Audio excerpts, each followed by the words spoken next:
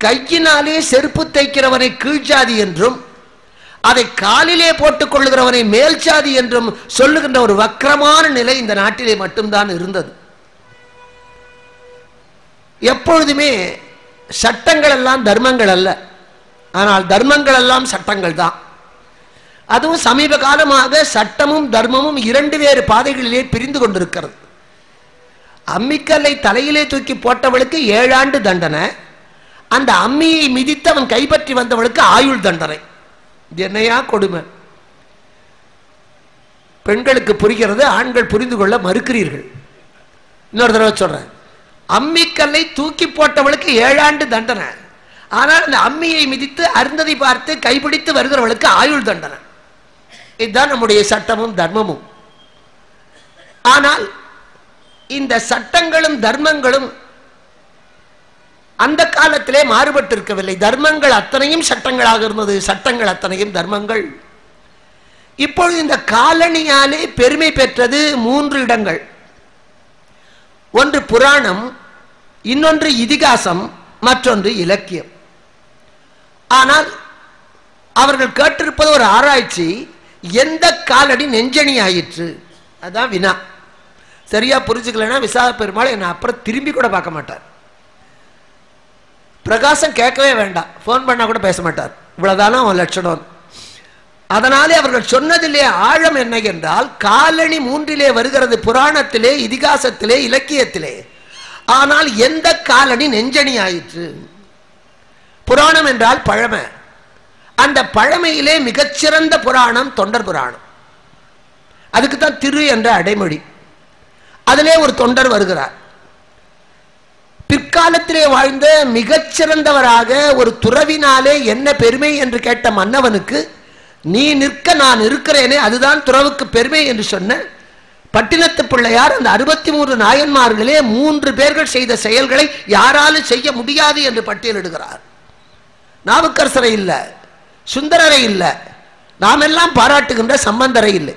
வாளால் மகவறிந்து ஊட்ட வல்லேன் அல்லேன், மாறு சொன்ன சூழால் இளமை துறக்க வல்லேன் அல்லேன், தொண்டு செய்து நாளாரில் கண்ணிடந்து அப்ப வல்லேன் அல்லேன்.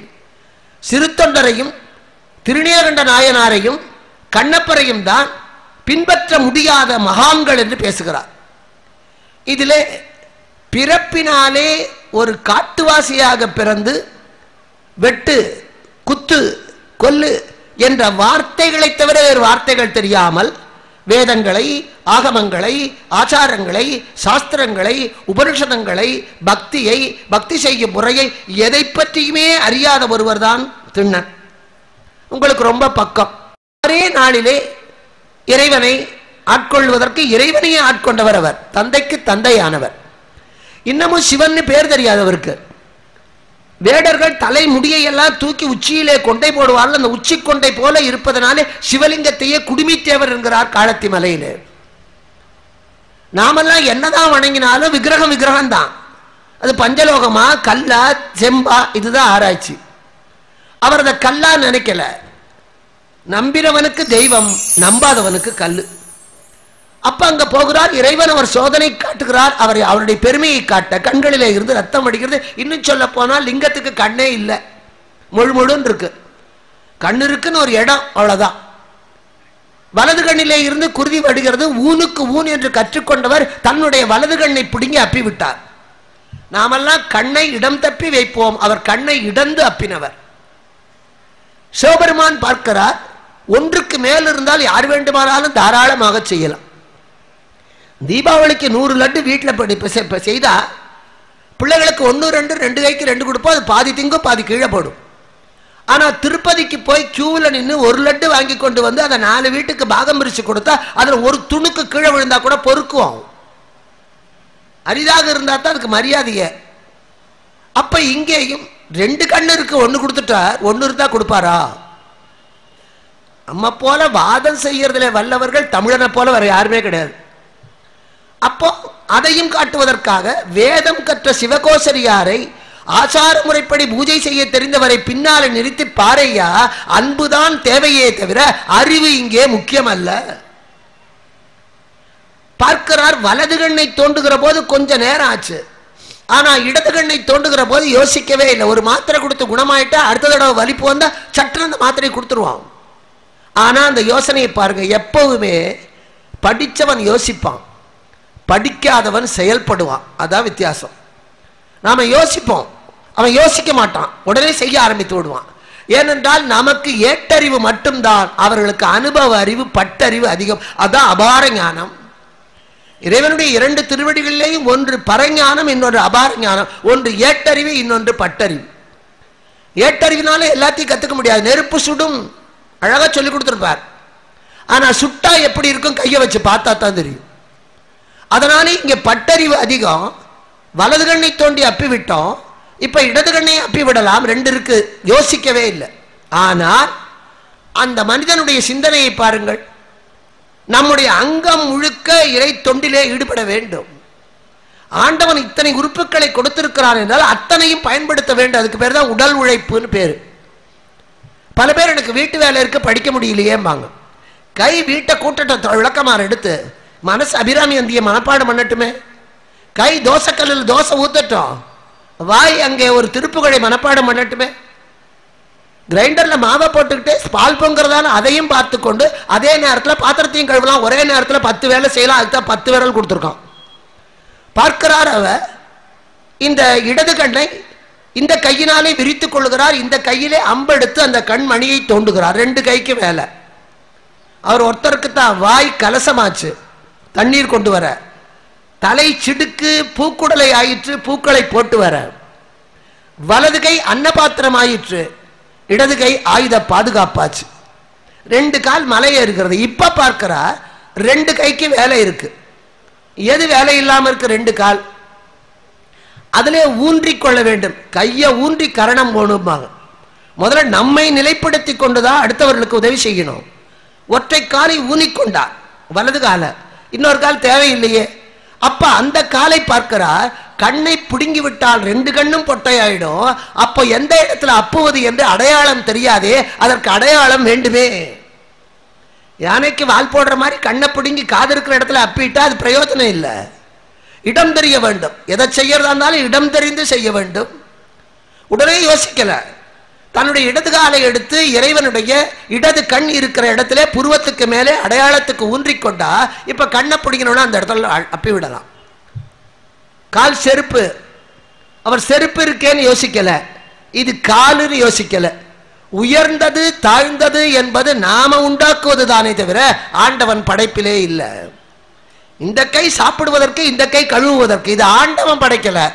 அந்த காலத்து மனுஷன் ஆரம்பிச்சா அதை நாம அப்படியே தொடங்குறோம். ஆனால் இறைவனை வணங்குறதுக்கு 2 கையும் சேர்த்துத்தான் கும்பிடுறோம். கடவுளுக்கு முன்னாலே உயர்ந்தது தாழ்ந்தது இல்ல.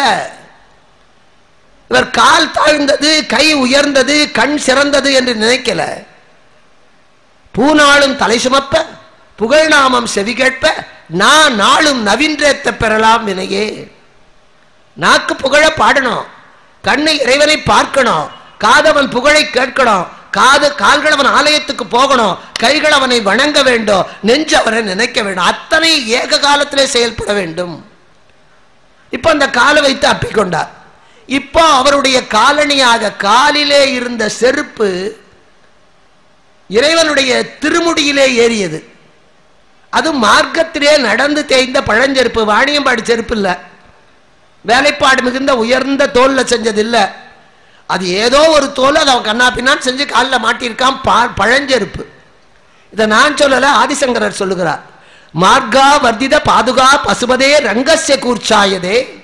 மார்க்கத்திலே நடந்து தேய்ந்த பழஞ்செருப்பு இறைவனுடைய புருவ மத்தியிலே ஏறியது. கண்டூஷாம்பு நிஷேஜனம் புரரிப்பே திவ்யாபிஷேகாயதே. அவன் வாயிலே மொண்டு கொண்டு வந்த தண்ணீர் கங்கை முதலிய தீர்த்தத்தை விட இறைவனுக்கு அபிஷேகம் ஆயிற்று. கிஞ்சித் பட்சித சேஷ மாம்ச சேஷகபடம் திவ்யாபகாராயுதே. அவன் கடித்து சுவைத்து பார்த்து இது வெந்திருக்கிறது, இதுல உப்பு இருக்கிறது என்று பார்த்து பார்த்து கொடுத்தானே, அந்த கிஞ்சித் பட்சித மாம்ச கபலம் மிகப்பெரிய நைவேத்தியமாக மாறியது. பக்திக்கும் வனசரோ நகரோத்யகோ பக்தாவதம் சாயதே. நகரத்திலே இருக்கிறவனை காட்டிலும் வனத்திலே இருக்கின்ற அந்த வேடனுடைய பக்தி மிக உயர்ந்தது. இது ஆதிசங்கரர். பாதையிலே நடந்து தேய்ந்த பழஞ்செருப்பு இறைவனுடைய புருவ மத்தியிலே ஏறியது. இப்பொழுது காலணி தலையணி ஆயிற்று, ஆனால் நெஞ்சணி ஆகல.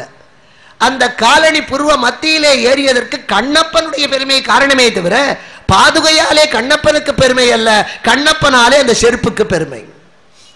அதனால இது நெஞ்சணியான காலணியா இல்ல, பூவோடு சேர்ந்த நாரும் மனம் பெற்ற கதை. அடுத்தது இதிகாசம். இதிகாசத்திலே அரசவை கூறி முடிவெடுத்த ஒன்றை அந்தப்புறத்திலே ஒரே வாக்கினாலே மாற்றினாள் கேகயர் கோன்மகள். கணவனுடைய வாய்மையை காப்பாற்ற பிறர் செய்த பாவத்துக்காக தான் பாவியானவள் கைகேயி. சக்கரவர்த்தி திருமகனாக எட்டாத கொம்பிலே இருந்த ராமன் என்ற கனியை எல்லார் மடியிலே விழச் செய்ய தான் துரட்டியானவள் கைகேயி, தெய்வ கற்பினாள். இப்ப மாற்றப்பட்டாகிவிட்டது. ராமனும் வனவாசம் கிளம்பியாச்சு, சீதையும் கூட போயிட்டான். மரவுரி தடித்துக் கொண்டு போகிறான். அணிகலன்கள் அனைத்தையும் இறக்கி வைத்தாச்சு. ஒன்ன மட்டும் மாத்திக்கல, காலில் இருந்த பாதுகை. அதுல ஒரு வேடிக்கை, சீதை கூட வருவேன்பா.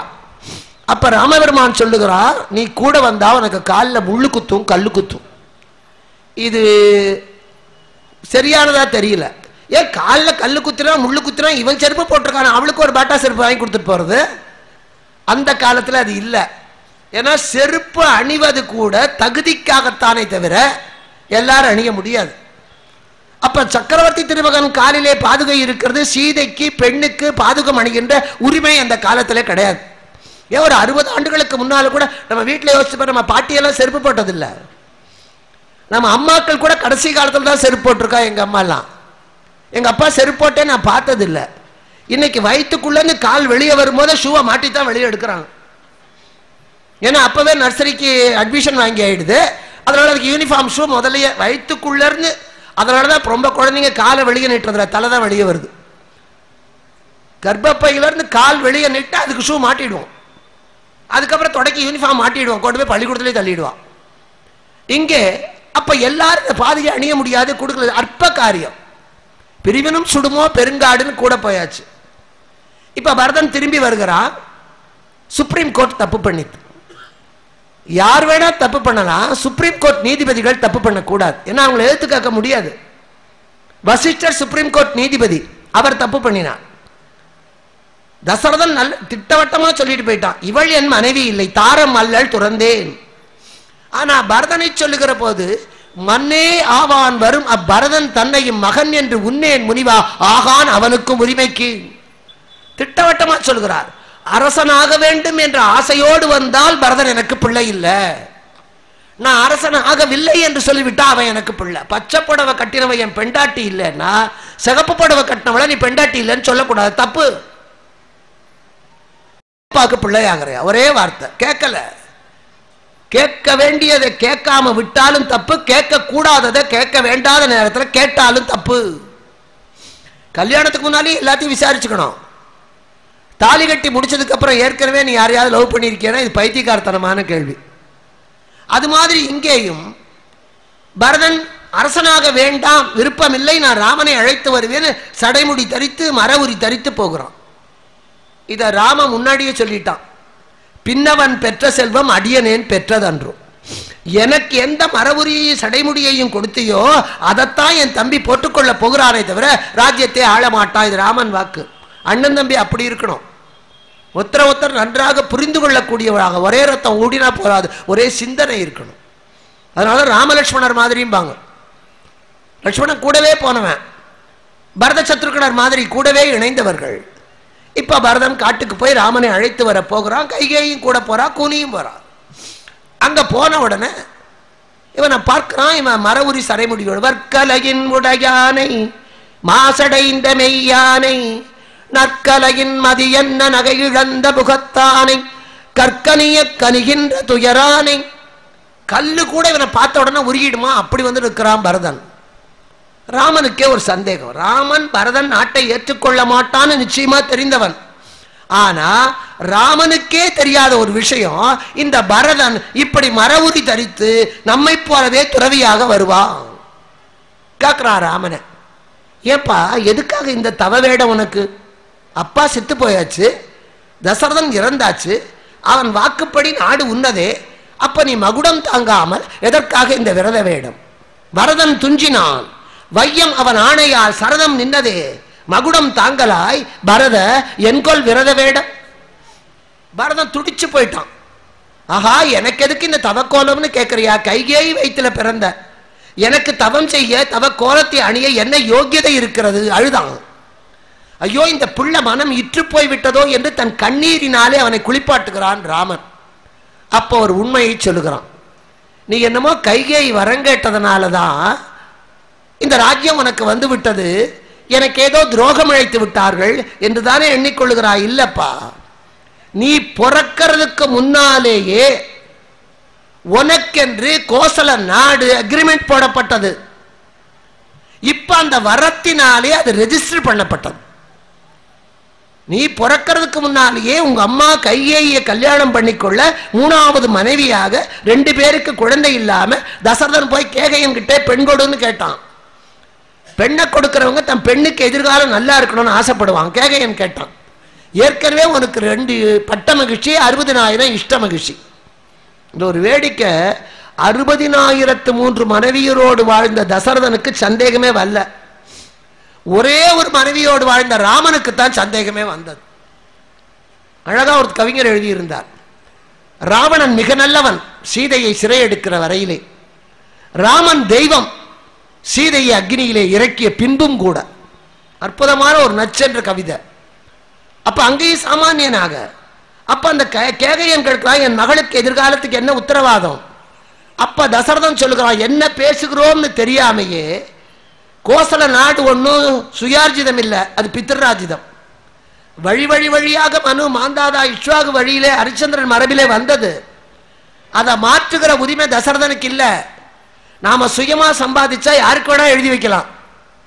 பாட்டம் பூட்டம் சம்பாதிச்சதா இருந்தா இஷ்டப்படி எழுதி வைக்க முடியாது. இப்ப தசரதன் இஷ்டப்படி எழுதுகிறா, உன் மகள் கைகேயி வயிற்றிலே பிறக்கிற பிள்ளைக்குத்தான் கோசல நாட்டுக்கு அரசனாகின்ற உரிமை. சத்தியம் செய்து கொடுத்துத்தான் கைகேயை மணந்து கொண்டான். இந்த செய்தி கோசலைக்கும் தெரியும், சுமித்திரைக்கும் தெரியும், ராமனுக்கும் தெரியும், வசிஷ்டருக்கும் தெரியும், கைகேயிக்கு மட்டும் தெரியாது. இது என்ன வேடிக்கை? இப்ப வீட்டில் நாம ஒருத்தரை பத்தி ஒருத்தர் பேசுறது நம்ம ஒருத்தருக்கு ஒருத்தர் தெரியாது, ஆனா வீட்டு வேலைக்காரங்களுக்கு எல்லாம் தெரியும். இப்ப கார்ல போறான்னு வச்சுக்கோங்க, மாமியாரும் மாமனாரும். டிரைவர் கார் ஓட்டிட்டு வர்றார். மாமியார் மாமனார் கிட்ட சொல்றா, எங்க நல்லா பிடிச்சிங்களே சேலத்துலேருந்து ஒரு பொண்ணை மருமகளா, ஏன் உங்க ஊரை சொல்லுவானே, எங்க ஊரையே சொல்லிக்கிறேன். அதனால நேற்று காப்பி கொடுமா சூடா கொடுன்னு கேட்டேன், கொதிக்க கொதிக்க கொண்டு வந்து வச்சா. நான் என்ன நெருப்பு கோழியா? இன்னைக்கு ரொம்ப சூடா வேண்டான்னு மாட்டுக்கு கழிநீர் தண்ணி வைக்கிற மாதிரி ஒரு 6 அவலா கொண்டு வந்தா. நான் என்ன எருமைங்களா? இது கார்ல மாமியார் மாமனார் கிட்ட சொன்ன செய்தி. அடுத்த நாள் அதே கார்ல மகனும் மருமகளும் போகிறார்கள். டிரைவர் அவரே தான். மருமக சொல்றா, நான் தெரியாம தான் கேட்கிறேன், உங்க அம்மா சூடா கொடுன்னு கேட்டா, காப்பியை சூடா கொடுத்தேன். எவ்வளவு சூடு வேணும்னு எனக்கு தெரியல, ஆத்தி குடிக்க வேண்டியது தானே. அது அவசர அவசரமா காஞ்ச மாடு கம்பல புகுத்த மாதிரி குடிச்சுட்டு நான் நெருப்பு கோழியான்னு கேட்டா. சரி, இன்னைக்கு ஆத்தி கொண்டாந்து வச்சா இப்படி ஆறி கிடக்க நான் என்ன எருமையான்னு கேட்கிறார். தெரியாம தான் கேட்கிறேன், நீங்க எருமை கண்ணுக்குட்டியா இல்ல மனுஷ கண்ணுக்குட்டியா புருஷங்கிட்ட?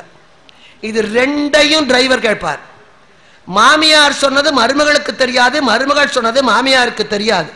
பின்னாலே அந்த டிரைவர் ஏதாவது ஒரு இடத்துல மெதுவாக கார் ஓட்டினால் அந்த மாமியாரோ மருமகளோ, என்னப்பா இப்படி எருமை மாதிரி மெதுவா ஓட்டுறையே, உடனே அந்த டிரைவர் சொல்வார், இந்த எருமை கிருமையெல்லாம் மருமகளோட வச்சுக்கோ, எங்கிட்ட வச்சுக்காத. அவருக்கு தெரியும், வீட்டு வேலைக்காரிக்கு எல்லார பத்தியும் தெரியும். வீட்டு வேலைக்காரி கூனிக்கு நல்லா தெரியும். அதுல வீட்டுல 4 பேர் வந்துட்டா அப்பதான் அவங்க குறுக்கி நடிக்கும் போவாங்க. கூனிக்கு தெரிந்தது 12 வயசு கூட நிரம்பாத கைகேயி அந்த புறத்தில் இருந்தால் அவளுக்கு தெரியாது. பாரதத்திலே கண்ணில்லாத திருதராட்சரனை தனக்கு மாப்பிள்ளையாக தீர்மானித்தது காந்தாரிக்கு தெரியாது. நிச்சயம் ஆன பிறகுதான் தெரிகிறது. அதை மாற்ற முடியாத காரணத்தினால கருப்பு துணியினாலே கணவன் பார்க்காத உடலை நான் பார்க்க மாட்டேன் எதையுமே கட்டிக்கொண்டு வாழ்ந்த கற்புக்கரசி காந்தாரி. பெண்ணுகிட்ட கேட்கணும், இன்னைக்கு இல்ல. பொண்ணு ஒரு வார்த்தை, அதை என்னங்க கேட்கறது? வாழ போறவா அவதான், அதை என்ன கேட்கறது? என் பையன் நான் சொன்னா தலையை ஆட்டுவான். இப்ப தலையை ஆட்டுவான், தலையாட்டுறதெல்லாம் கடைசியில் முட்டி தொலைக்குமே, என்ன பண்ணி தொலைக்கிறது? கேட்டணும். வாழ்க்கையில 2 சந்தர்ப்பத்திலே வாயை திறக்கவில்லை என்றால் வாழ்க்கையை இழந்து விடுவோம். ஒன்று +2 முடிச்ச உடனேயே நீ என்ன படிக்கிறேன்னு பையன்கிட்ட கேட்கணும். பையன் சொல்லிடணும், அப்பாவுக்கு தான் டாக்டர் ஆகலையேன்னு ஆசை, புள்ள டாக்டர் ஆகணும். அவனுக்கு சயின்ஸில் ஒரு நேர்கோடு போட தெரியாது. அவனை போய் பெரிய விஞ்ஞானி ஆக்கி பெரிய மருத்துவன் ஆக்கணும்னு இவர் ஆசை திணிப்பார். ஆனால் பையன், அப்பா எனக்கு சயின்ஸ் சுட்டு போட்டாலும் வராது, எனக்கு வேண்டாம், நான் ஆர்ட்ஸ் குரூப்பில் சேர்றேன், என்னை ஒரு பிகாம் சேர்த்து வைங்க சொல்லிடணும். எப்படி அப்பாவை கேட்கறதுன்னு சொல்லி சேர்ந்து விட்டு படிக்க முடியாம தற்கொலை பண்ணிக்கொண்ட மாணவர்கள் பாதி படிப்பில் ஓடிப்போனவர்கள் இருக்கிறார்கள், வாய மூடினதுனால வந்தவன. அதே மாதிரி கல்யாணத்து போதும் பேசிடணும், ஆணானாலும் பெண்ணானாலும் எனக்கு படித்த பொண்ணு வேண்டாம், ஏன்னா என்னால் அதை டாலரேட் பண்ண முடியாது, நான் எப்போவுமே இப்போ 25வது ரேங்க் தான், அதனால் எனக்கு வேண்டாம், வேலைக்கு போகிற பொண்ணு வேண்டாம், ரொம்ப அழகான பொண்ணு வேண்டாம், அவனும் சொல்லிடணும் அவளும் சொல்லிடணும். அதை விட்டுட்டு அப்ப வாய மூடிட்டு இருந்து வாழ்க்கையே மண்மூடி போக செய்யறது மகத்தான தப்பு. இப்ப கைகேயிக்கு தெரியாது, இப்பத்தான் சொல்லுகிறார். எல்லா ஆலோசனையையும் கணவன் தன்னிடத்திலே வந்து கேட்கக்கூடிய நிலையிலே அரசரில் பிறந்து அரசரில் வளர்ந்து பேரரசியானவள் கைகேயி. கோசலை சிற்றரசன் மகள், சுமித்திரை படைத்தலைவன் மகள். கைகேயி தான் பேரரசர் குலத்திலே வந்தவள். ராஜரீக காரியம் அத்தனையும் அவகிட்ட தான் கேட்பான். முக்கியமான காரியத்தை கேட்கல, அவ வளர்த்த புள்ள. ராமன் பிறந்த உடனேயே தூக்கி கைகேயி கிட்ட கொடுத்துட்டான். தாய் கையில் வளராதவன் கேகையர் கோன்மகள் கையில் வளர்ந்தவன். பிறந்த உடனேயே அவளுக்கு ஒரு பிள்ளை இருக்கு, கோசலைக்கு ஒரு பிள்ளை, 2 பேருக்கு இடையில சில நாழிகை தான் வித்தியாசம், 2 அட்டக்கருப்பு. தள்ளறிய பெருநீதி தனியாறு புகமண்டும் பள்ளமெனும் தகையானே பரதனும் பெயரானே எள்ளறிய நிறத்தாலும் குணத்தாலும் இன்னின்ற வள்ளலையே அணையானே கேகையர் கோன் மகள் பயன்லாம். 2 கறி சோப்பா இருந்தாலும் மேட்சா இருக்கட்டும் மாத்தி இருக்கலாம், இல்ல ஒன்னு ஆணு ஒன்னு பெண்ணா இருந்தாலும் மாத்தி இருக்கலாம். 2 கருப்பு 2 அழகு 2 ஒரே நாளிலே சில நாழிகையில மாத்தினான். பரதனை கோசல கிட்ட, இவர் ராமனை கைகேயி கிட்டே தூக்கி கொடுத்தவன் தசரதன். இன்னைக்கு ஆஸ்பத்திரியில குழந்தை மாறுறதுன்னா அதுக்கு அஸ்திவாரம் போட்டவனே தசரதன் தான். புதுசு எதுவுமே இல்லை, எல்லாம் நம்ம இதிகாச புராணங்கள்ல இருக்கிறது தான். மாத்திட்டான். கைகேயி ராமனை வளர்த்தால் அரசனுக்குரிய முறைப்படி வளர்ப்பாள், கோசலை பரதனை வளர்த்தால் தியாகியாக வளர்ப்பாள். தனக்கு பின்னால 2 கல்யாணமும் 63 பட்ட மகிழ்ச்சிய புருஷன் ஏற்றுக்கொண்ட பிறகும் கூட விட்டு கொடுக்கிற தியாகம் கோசலை தவிர வேற யாருக்கு வராது. அவ வளர்த்தா பரதன் பின்னால போட்டிக்கு வரமாட்டான். அதனாலதான் பட்டாபிஷேகம்னு சொன்ன உடனே நடுராத்திரி 12 மணிக்கு கோசலையும் சுமித்திரையும் அயோத்தியில இருக்கிற பெருமாள் கோவிலுக்கு போறார்கள். பட்டாபிஷேகம் குறைவில்லாம நடக்கணும். என்ன குறை வரும்? நாட்டு மக்கள் ஒத்துக்கொள்கிறாள், 60,000 அமைச்சர்கள், அரசன் எல்லாரும். அப்ப கைகேயி கூட்டிக் கொண்டு போல 2 பேர் மட்டும்தான் போனாங்க. இப்போ ராமனும் அதனாலதான் அவனாவது சொல்லி இருக்கலாம், தனியாக தன்னுடைய வீட்டிலே கூப்பிட்டு ராமா நாளைக்கு உனக்கு பட்டாபிஷேகம்னா ராமன் ஏற்றுக்கொண்டிருக்க மாட்டான். அப்பாவை எதிர்த்து பேசலாம் நியாயத்துக்காக, ஆனா அரசனை எதிர்த்து பேசக்கூட, ஒரு ஜட்ஜை எதிர்த்து பேசவே கூடாது. அதனாலதான் நானும் வக்கீலுக்கு படிக்கணும்னு ஆசைப்பட்டு 6 பேப்பர் எழுதிட்டு 2 தான் பாக்கி. அப்போ ஒரு வீடு கட்டும் போது மாடி மேல ஒரு கைப்பிடிச்சவர், அந்த கைப்பிடிச்சவர் கட்டுறதுக்காக ஏதோ அவன் வந்து லஞ்சம் கேட்டிருக்கான், கொடுக்கல, நோட்டீஸ் வந்துடுது. சரி 30 ரூபா ஃபைன் போட்டான், 30 ரூபா கட்டியாச்சு. திருப்பியும் ஒரு நோட்டீஸ் வந்தது, அந்த நோட்டீஸ் வந்து வக்கீல் மூலமாக தான் கட்டணும்னா. சரி என் கூட வேலை செய்கிற ஆசிரியர் கணவர் வக்கீல், அவங்க கிட்ட கொடுத்தா 30 ரூபாய்க்கு 150 ரூபா ஃபீஸ் கொடுத்து கட்டியாச்சு. 3வது முறையும் நோட்டீஸ் வந்தது. எனக்கு ஆங்காரம் தாங்க முடியல, நானே போய் கேட்குறேன்னு கோர்ட்டுக்கே போனேன். அப்போ அங்கே இருந்த வக்கீலெல்லாம், அம்மா வாயை திறந்துடாதம்மா, ஜட்ஜு வந்து கட்டுன்னு சொன்னால் கட்டிடு, நழுத்து பேசினா கண்டெம்ட் ஆஃப் கோர்ட், கோர்ட்டை அவமதித்த குற்றம் வரும், அதனால உனக்கு சிறை தண்டனை கூட கொடுக்கலாம், பேசாது. அந்த ஜட்ஜ் இப்படி தலையை குனிஞ்சுக்கிட்டே இருந்தார். கட்டினீங்களா? எங்க ஒரு தடவை செத்து போனவனா மறுபடியும் எப்படி சாகடிக்க முடியும் எனக்கு கேட்கணும்னு ஆசை. 2 தடவை கட்டியாச்சு, அதே காம்பவுண்ட், அதே கைப்பிடிச்சவருக்கு 3ஆவது தடவை அதுக்கேவா கேட்கணும்னு. அவர் நிமிந்து பார்த்தா தானே இப்படி குனிஞ்சுக்கிட்டார். ஃபைன் கட்டினீங்களா? கட்டினேன். மறுபடியும் அதையே கட்டு. இதுக்கு ஒரு நீதிபதி, அதான் இந்த நாடு. ஏற்கனவே கட்டியாச்சா? கட்டியாச்சு. அப்ப கட்ட வேண்டாம்னு சொன்னா அது நியாயம். ஏற்கனவே கட்டிட்டீங்களா? கட்டிட்டேன். அப்ப அதே தொகையை மறுபடியும் கட்டு. எனக்கு வந்த ஆத்திரத்தில் ஒரே குத்திட்டு போலீஸ் ஸ்டேஷன்லேயே சரண்டர் ஆகிடலான்னு தான் தோணிச்சு. செய்யலை, விட்டுட்டேன். அதனால இங்க என்னாச்சு, அது மாதிரி இங்கே ஒரே குற்றத்துக்கு 2 தடவை தண்டனை கொடுக்க முடியாது.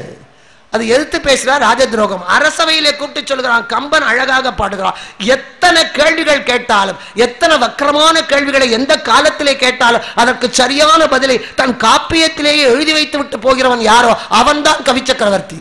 நீங்க சிலம்பிலேயோ பாரதத்திலேயோ ராமாயணத்திலேயோ கந்தபுராணத்திலேயோ எப்படி எப்படி வேண்டுமானாலும் கேள்வி கேட்கலாம். ஆனா அத்தனைக்கு பதில் அதிலேயே இருக்கும், மறுக்க முடியாது. அதுதான் காலத்தை வென்று நிற்கிறது. இன்னைக்கு ஒரு ஆனந்தவன குமுதத்தில் முதல் 4 வரியில வனஜான் எழுதுறான், 10வது வரியில கிரிஜான் மாத்தி விடுறான். தெரியல, சீரியலை பார்த்துக்கிட்டே இருந்தா நேற்று வரைக்கும் யாரோ ஒருத்தி நாளையில இருந்து இவருக்கு பதில் இவள் தீர்ந்து போச்சா? அதுல ஒரு வேடிக்கை என்ன தெரியுமா? புருஷனையே மாத்துவாங்க. நேற்று வரைக்கும் அவன் புருஷன், நாளையில இருந்து இவர் புருஷன். கன்றாவி கொடுமையிலையும் கொடுமை, இதை போல கொடுமை வேற எங்கேயும் இல்லை. அப்ப இங்கேயும் அரசன் கேட்கிறான், ஏன் ராமன் மறுத்திருக்கலாமே? யாது கொற்றவன் ஏவியது அது செயல் எக்கு நீதி. அரசன் சொல்லுவதை கீழ்ப்படிய வேண்டியதுதான் கடமையை தவிர எதிர்க்க முடியாது. காதல் உற்றிலன் இகழ்ந்திலன். இப்ப காட்டுல பரதன் கிட்ட சொல்றான், பரதா நீ பிறக்கிறதுக்கு முன்னாடியே உனக்கு அது உரிமைடா. வரனில் உந்தை சொல் மரபினால் உடை தரணி நின்னதென்று ஏய்ந்த தன்மையார் உரனில் நீ பிறந்து உரிமையாதலால் சரதம் நின்னதே. நீ பிறக்கிறதுக்கு முன்னையே உனக்காக கொடுக்கப்பட்டது, நீ பிறந்த பிறகு அது உறுதியாக்கி விட்டது, உன் தாயினால மாறியதுன்னு நினைக்காதே. அப்பத்தான் பார்க்கிறான் பரதன், ஓஹோ இதுல இப்படி ஒரு வில்லங்க இருக்கா. இன்னைக்கு ஏதாவது ஒரு சொத்து வாங்கினா வில்லங்க சர்டிபிகேட் வாங்கணும். இந்த வில்லங்க சர்டிபிகேட் வாங்கணும்னு சொல்லி கொடுத்தது ராமாயணம் தான். ஏன்னா அது வேற யாருக்காவது அடகு வச்சிருக்கலாம், அது வேற யாருக்காவது வித்திருக்கலாம், நாம தெரியாதனமா வாங்கினா மாட்டிக்குவோம். இப்படிலாம் ஒன்று இருக்குன்னே தெரியாது. இப்போ டிவியை பார்த்தா எதில் பார்த்தாலும், அதாவது முன்னெல்லாம் கோபால் பல்படி விளம்பரம் வரும், அதுக்கப்புறம் கோல்கேட் வந்தது. இப்போ என்னடானா 24,000 விற்கிற தங்கத்தில் உடம்பு முழுக்க சட்டை மாதிரி நகை. 50 ரூபாய்க்கு தங்கம் விற்ற போது மோதிரம் வாங்க கூட வழியில் இப்போ சட்டை மாதிரி நகை. ரியல் எஸ்டேட் தான் அத்தனை சேனல்லையும். அதில் போடுவான், நாங்களே வில்லங்க சர்டிஃபிகேட் வாங்கி கொடுப்போம். அப்போ தான் வில்லங்கம்னா என்னன்னா ஏதாவது பிரச்சனை. இப்போ வில்லங்கம் முதல் வந்தது ராமாயணத்தில் தான். பார்க்கிறான் பரதன், ஆஹா இப்படி ஒரு வில்லங்க இருக்கு, அதனால தான் ராமன் காட்டுக்கு வந்துட்டான், விட்டது போதும்னு. இப்ப சொல்லுகிறான், அப்படின்னா இந்த நாட்டை நான் ஏற்றுக்கொள்கிறேன். கூட வந்தவங்க எல்லாம் திகைக்கிறான், என்னமோ நான் ராமனை விட்டு வரமாட்டேன் அங்கேயே இருப்பேன்னு சொன்னானே, இப்ப வாங்கிக்கிறானே. ராமன் ஏமாந்த இடம் அது ஒண்ணுதான். ஆஹா வாங்கிக்கிட்டான், சந்தோஷம், அப்பா நிம்மதி. இப்ப பரதன் சொன்னா, இந்த நாடு இப்ப என்னுடையது, உன்னுடையதே தான், சட்டப்படி உங்க அம்மா இஷ்டப்படி உன்னுடையதுதான். அப்ப நான் இதை என்ன வேணா செய்யலாம் இல்லையா? ராம அதிக சந்தோஷத்துல சொன்னா, என்ன வேணா செய், வித்துக்கோ, அடகு வச்சுக்கோ, என்ன வேணா பண்ணிக்கடா, பிளாட் போட்டு வேணாலும் வித்துக்கோ, உன்னுடைய இஷ்டம். அப்போ உடனே பரதன் சொன்னா, அப்போ எனக்கு சொந்தமான ஒன்றை சொந்தமல்லாத என் தந்தையோ மற்றவர்களோ கொடுத்த போது நீ அதை ஏத்துக்கல, விட்டா போதுன்னு வந்துட்ட. இப்ப எனக்கு சொந்தம், நானே கொடுக்கிறேன், நீ வாங்கிக்கோ. இப்ப ராம மாட்டிக்கிட்டான். எப்படி பரதனை சிக்க வைத்தானோ அது மாதிரி ராமன் சிக்கி கொண்டா. வேற வழி இல்ல, வில்லங்கமெல்லாம் தீர்த்தாச்சு, உனக்கு நான் கொடுக்கிறேன். மாட்டேன்னா பரதன் செத்து போயிடுவான். ராமன் சொன்னா வாங்கிக்கிறேன். தேவர்கள் அழுகிறார்கள், பூமியில இருக்கிறவங்க சிரிக்கிறாங்க. எப்பவுமே ஒரே விஷயம் எல்லாருக்கும் சந்தோஷத்தை கொடுக்காது, எல்லாருக்கும் துக்கத்தை கொடுக்காது. ஒருத்தருக்கு சந்தோஷம், ஒருத்தருக்கு நண்டுக்கு கொண்டாட்டம், நரிக்கு திண்டாட்டம், அதானே இங்க. அதே மாதிரி இவர் சொன்ன உடனேயே ராமன் பார்க்கிறான், ஐயோ என்ன பண்றது, ஏற்றுக்கொள்கிறேன். தேவர்கள் பார்த்தார், ஐயோ ஒரு தடவை விஸ்வாமித்திரர் கொண்டு வந்தார், போன மச்சான் திரும்பி வந்தான் புதுமணத்துடன், கல்யாணம் பண்ணி திருப்பி உள்ள ஓடிப்பிட்டான். இப்ப கைகேயி வெளியே கொண்டு வந்தா இப்போ ராவணவதம் நிகழாம போயிடுமே, திரும்பி போயிடுவானோ, அழுகிறார்கள். பூமியில இருக்கிறவங்களுக்கு சந்தோஷம், ஆஹா ராமன் வந்துருவான். இப்ப ராமன் சொன்னா, இப்ப இந்த நாடு எனக்கு தானே, உனக்கு தான், நீ என்ன வேணா பண்ணிக்கோ. இப்ப பரதனை ஏமாந்தான், என்ன வேணா பண்ணிக்கோ. அப்ப ராமன் சொன்னா, எங்க அப்பா காட்டுக்கு போக சொன்னது முதல்ல, நீ நாட்டுக்கு வர சொல்றது ரெண்டாவது, முதல்ல சொன்னதைத்தான் நான் முதல்ல நிறைவேற்றுவேன். என் தந்தை இப்ப இருந்தா அவர்கிட்ட சொல்லி மாத்திக்கலாம், அவரோ இல்ல, அதனால 14 வருஷம் காட்டுக்கு முதல்ல போயிட்டு திரும்பி வந்து நாட்டை நான் ஏத்துக்கிறேன். இப்ப என்ன சொல்ல முடியும்? அப்ப உடனே பரதன் சொன்னா, அப்ப என்ன பண்ண, என்னுடைய பிரதிநிதியாக அந்த நாட்டை ஆண்டு வா. ஒரு கேள்வி வரும், முன்னெல்லாம் கடைசி கவர்னர் ஜெனரல் யார்? Mountbatten. இந்திய முதல் கவர்னர் ஜெனரல் யார்? ராஜகோபாலாச்சாரி இல்ல, முதல் கவர்னர் ஜெனரல் பரதன் தான். ராஜ பிரதிநிதியாக அவனை நியமித்தார். அப்ப அவன் சொன்னா, என்னதான் நான் நிஷ்காமியமாக இருந்தாலும் இந்த அரசியலிலே ஒட்டி கொண்டிருந்தால் அபவாதங்கள் வரும், அதனாலே நீதான் ஆளுகிறாய் என்று எல்லாருக்கும் தெரியணும். அதுக்கு ஏதாவது ஒரு அடையாளம் வேணும். உன்னுடைய திருவடிகளை தாங்குகிற இந்த காலணிகளை தா. அம்மா பிள்ளைய காட்டுக்கு அனுப்பினா பிள்ளை பையனோட கால் செருப்பையும் முடிஞ்சிட்டு வந்துட்டான். பாதுகையை கொடு, ராமன் கொடுத்துட்டான். அதை வாங்கி கொண்டான். ஏன்? இறைவனுடைய திருவடிகள் பூமியிலே பட்டால் பட்ட இடமெல்லாம் துளிர்க்கும். மண்ணுக்கும் இறைவன் திருவடிக்கும் இடையிலே அந்த காலணிகள் தடையாக இருக்கக்கூடாது என்று மகாத்மாவாகிய உலகமே வாழ வேண்டும் என்று நினைத்த பரதன் அந்த பூமிக்கும் இறைவனுக்கும் இருக்கிற துணையை இறுக்கமாக செய்து பாதணியை தான் வாங்கிட்டான். அது ராமன் காலிலே காலணி இருக்கிற வரையிலே கல்லு முள்ளிலே எல்லாம் ராமன் காலடி படாம அவனை காப்பாற்றுகிற ஒரு அடிமையாக தொண்டனாகத்தான் அந்த செருப்பு இருந்தது. ஆனால் அதே செருப்பு பரதனுடைய திருமுடி மேல ஏறின உடனே அடிமைத்தலை நீங்கியது. ஆட்சி செய்கிற ஆற்றல் அதற்கு வந்தது. சேருமிடத்தை பொறுத்து கொண்டு போய் நாதன் பாதுகம் நந்தியம் பதிகிடே வைத்து அந்தியும் பகலும் நீரராத கண்ணினனாக அற்புதமாக 14 ஆண்டுகள் ஆட்சி செய்தவன் பரதன். இப்ப காலணி முடியணி ஆயிற்று. அதற்கும் மேலே ஒரு ஆட்சி பீடத்திலே அரியாசனத்திலே அமர்கிற பேரும் பெற்றது இதிகாச காலணி. அது அவ்வளவுதான். அந்த பெரிய காப்பியத்திலே ஒரு சின்ன பகுதி, அவ்வளவுதான். அது அற்புதமான அந்த பாதுகை நெஞ்சணி ஆகல. ஆனா ஒரு வேடிக்கை என்னன்னா, செருப்பு கேட்காது, பார்க்காது, பேசாது, நினைக்காது. ஆனால் இது எதுவுமே இல்லாத அந்த பாதுகை 14 ஆண்டுகள் ஆட்சி பொறுப்பிலே இருந்த போது ஊழல் நடக்கல, அயோத்தியில கொலை நடக்கல, கொள்ளை நடக்கல, கற்பழிப்பு நடக்கல, எந்தவித அவதூறு நடக்கல. ஒரு சேடன பொருளாக இருக்கின்ற உணர்ச்சியற்று இருக்கின்ற ஒன்று அரியணையிலே அமர்ந்த போது கூட ஆட்சி பொறுப்பு நன்றாக நடந்தது. ஆனால் வாக்குச்சீட்டினாலே மனிதனை நாம் மந்திரிகளாக்கி இருக்கிறோம். இன்னைக்கு அத்தனை அசம்பாவிதமும் நிகழ்கிறது. இவர்களை விட செருப்பு பரவாயில்லை. அது தெரிந்து கொண்டுதான் எங்க இந்த செருப்பு போய் சிங்காதனத்தில் உட்கார்ந்துருப்பேன்னா சட்டசபையில் அதை எடுத்து வீசிவிடுறான். கீழே போட்டா எடுத்து மேலே யாராவது உட்கார வச்சுருவாங்களா மந்திரி சீட்லன்னு. அப்போ இந்த இதிகாசத்திலே வருகிற காலணி நெஞ்சணி ஆகல. மூன்றாவதாக, ஒன்று அரச குலம், இன்னொன்று தொண்டர் குலம். ஆணுக்கு பெண் சரிநிகர் சமானம் என்று இன்றைக்கு பெண்ணியம் பேசுகிறோம். இன்னைக்கு பெண்ணியத்துக்கு மரியாதையே இல்லை. இன்னும் எத்தனைக்கெத்தனை போராடுகிறோமோ அத்தனைக்கத்தனை சமுதாயத்திலே எங்களுக்கு நகைப்புத்தான். முன்னெல்லாம் பஸ்ல ஒரு பெண்ணு வந்தா இடம் கொடுப்பாங்க. பஸ்ல ஏறணும்னா கூட்டமா இருந்தா சரி நீங்க ஏறுங்க மாம்பாங்க. இப்ப யாருமே இடம் கொடுக்கறதே இல்லை, இடிச்சுட்டு தான் ஏறா. ஏன் நீங்க தான் சம உரிமை பேசுறீங்களா, இடிச்சுக்கிட்டு ஏறுங்க. இப்ப என்னாச்சு, சம உரிமை கேட்டதுனால இருக்கிற உரிமையும் போனது தான் மிச்சம். எனக்கு ஒரு ஆசை, செத்து போய் ஏதோ வாணியம்பாடியில பேசின புண்ணியத்துக்காக சொர்க்கத்துல ஒரு நிமிஷம் இடம் கிடைச்சா சும்மா பார்த்துட்டு வர்றதுக்கு. அங்க பாரதிய மேடைகளை ஆட வைத்த வித்தார பாட்டுக்காரனாக தலைப்பா கட்டிய புலவர்கள் மத்தியிலே தலைமை பாதந்த தலைமை நக்கீரனாக விந்தியத்துக்கு அப்பாலும் விரிந்து பறந்த குயிலாக நீ படைத்த பாஞ்சாலி பாண்டவர்கள் கௌரவர்களை மட்டுமல்ல பாண்டவர்களையும் பதறச் செய்து பரந்தாமனையும் அலற வைத்தாளே.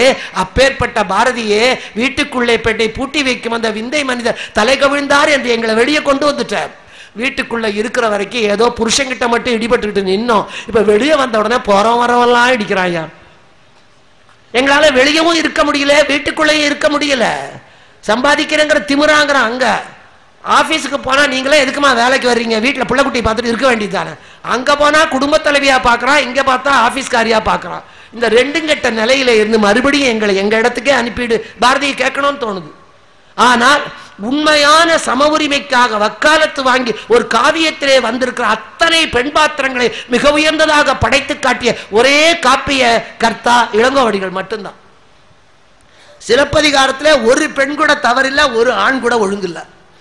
இப்போ அங்கே வருகிறது காலணி. மணந்து கொள்ளுகிறார். கண்ணகி எல்லாருக்கும் தெரியும், மாநாய்க்கன் குலக்கொம்பர் மாசாத்துவான் மகனான கோவலனை மணந்து கொண்டார். அவள் மணக்கோலத்தில் இருக்கிற போது கால் முதல் தலைவரையிலே நகைகள். ஏன்னா அரைசு விழை திருவினான். அரசனுக்கே கடன் கொடுக்கக்கூடிய அளவுக்கு அரசனை காட்டிலும் செல்வத்திலே மிக மிக உயர்ந்தவன் மாநாய்க்கர். அவனுடைய பெண்ணுக்கு காலிலே இருந்து தலை வரைக்கும் அத்தனை நகைகளையும் போட்டான். சிலம்பு காலிலே, பெண்கள் அணிந்தா சிலம்பு, ஆண்கள் அணிந்தா கழல். அது தங்கத்தில் இருக்கலாம், வெள்ளியில் இருக்கலாம், இரும்பில் கூட இருக்கலாம். வீரக்கழல். பெண்களுக்கு சிலம்பு, மெட்டி, அத்தனை நகைகளையும் போட்டான். சர்வாபரண பூஷிதையாக அவள் காலணியாக அலங்கரித்த சிலம்பு இருக்கிற வரையிலே அவள் அடிமையாகத்தான் வாழ்ந்தாள். மாசரு பொன்னே, வலம்புரி முத்தே, காசரு விரையே, கரும்பே தேனே, அலையிடை பிறவா அமிழ்தே என்கொள், மலையிடை பிறவா மணியே என்கொள், பெருங்குடி வடியன் மடமகளே என்றெல்லாம் 40 வரி புகழ்ந்தான். இன்னைக்கு சினிமா கதாநாயகன் கூட இந்த அளவுக்கு பொண்டாட்டி புகழதில்லை. இப்படி புகழ்ந்தா எந்த பொண்டாட்டியும் நம்புறதும் இல்லை. ஏன்னா 40 வரி புகழ்ந்தான். அவ ஒரு வார்த்தை கூட சொல்லல, ஒரு வார்த்தை கூட சொல்லல.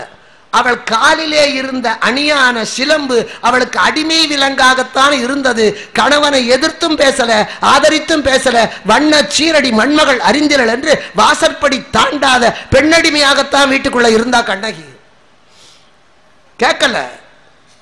தனக்கு இழைக்கப்பட்ட அநீதியை கண்டு கணவனிடத்திலேயோ மாமன் மாமி இடத்திலேயோ பெற்றவரிடத்திலேயோ சமுதாயத்திடத்தையோ கேட்க தோணல. ஏன்னா அன்னைக்கு வாழ்ந்த பூம்புகாரிலே வாழ்ந்த பெண்களிலே 180 பேர் செல்வ குடும்பத்திலே இருந்தவர்கள் அத்தனை பேர்களின் கணவனும் 2 ஆட்டம் போட்டவர்கள். அரசன் முதலாக குலத்துக்காக குலமகள் ஒருத்தி, கலை என்ற பெயரிலே விலைமகள் ஒருத்தி. இந்த 2 ஆட்டம் போட்ட ஆடவர்கள் மத்தியிலே கற்புடைய பெண்ணிற்கு திண்டாட்டமாச்சு, அது விதிக்கு கொண்டாட்டமாகவும் ஆச்சு. கேட்க தெரியல கண்ணகிக்கு. ஆனா எல்லாத்தையும் இழந்தான். மாதவிக்கு கொடுத்தல்ல, வாணிகத்தை சரியாக கவனிக்காமல் கடல் வாணிகம் செய்தவர் கப்பலே கவிழ்ந்து போக சலம்புணர் கொள்கை சலதியோடு ஆடி குலந்தர் வான்பொருள் தொலைத்த இளம்பாடு நானு தரும். எதுக்கு மனுஷன் வெக்கப்படணும்? ஏழையா போறதுக்காக வெக்கப்படப்படாது. ஆனா குடிச்சு ஏழையானா வெக்கப்படு, குதிரவால்ல கட்டி ஏழையானா வெக்கப்படு, சூதாடி ஏழையானா வெக்கப்படு. பிறருக்கு தர்மம் செய்து குடும்பத்தை வாழ வைத்து தங்கைகளுக்கு கல்யாணம் பண்ணி அம்மாவுக்கு வைத்திய செலவு பண்ணி பிள்ளையை படிக்க வச்ச ஒருத்தன் ஏழையானா பெருமைப்படு. அதான் முக்கியம்.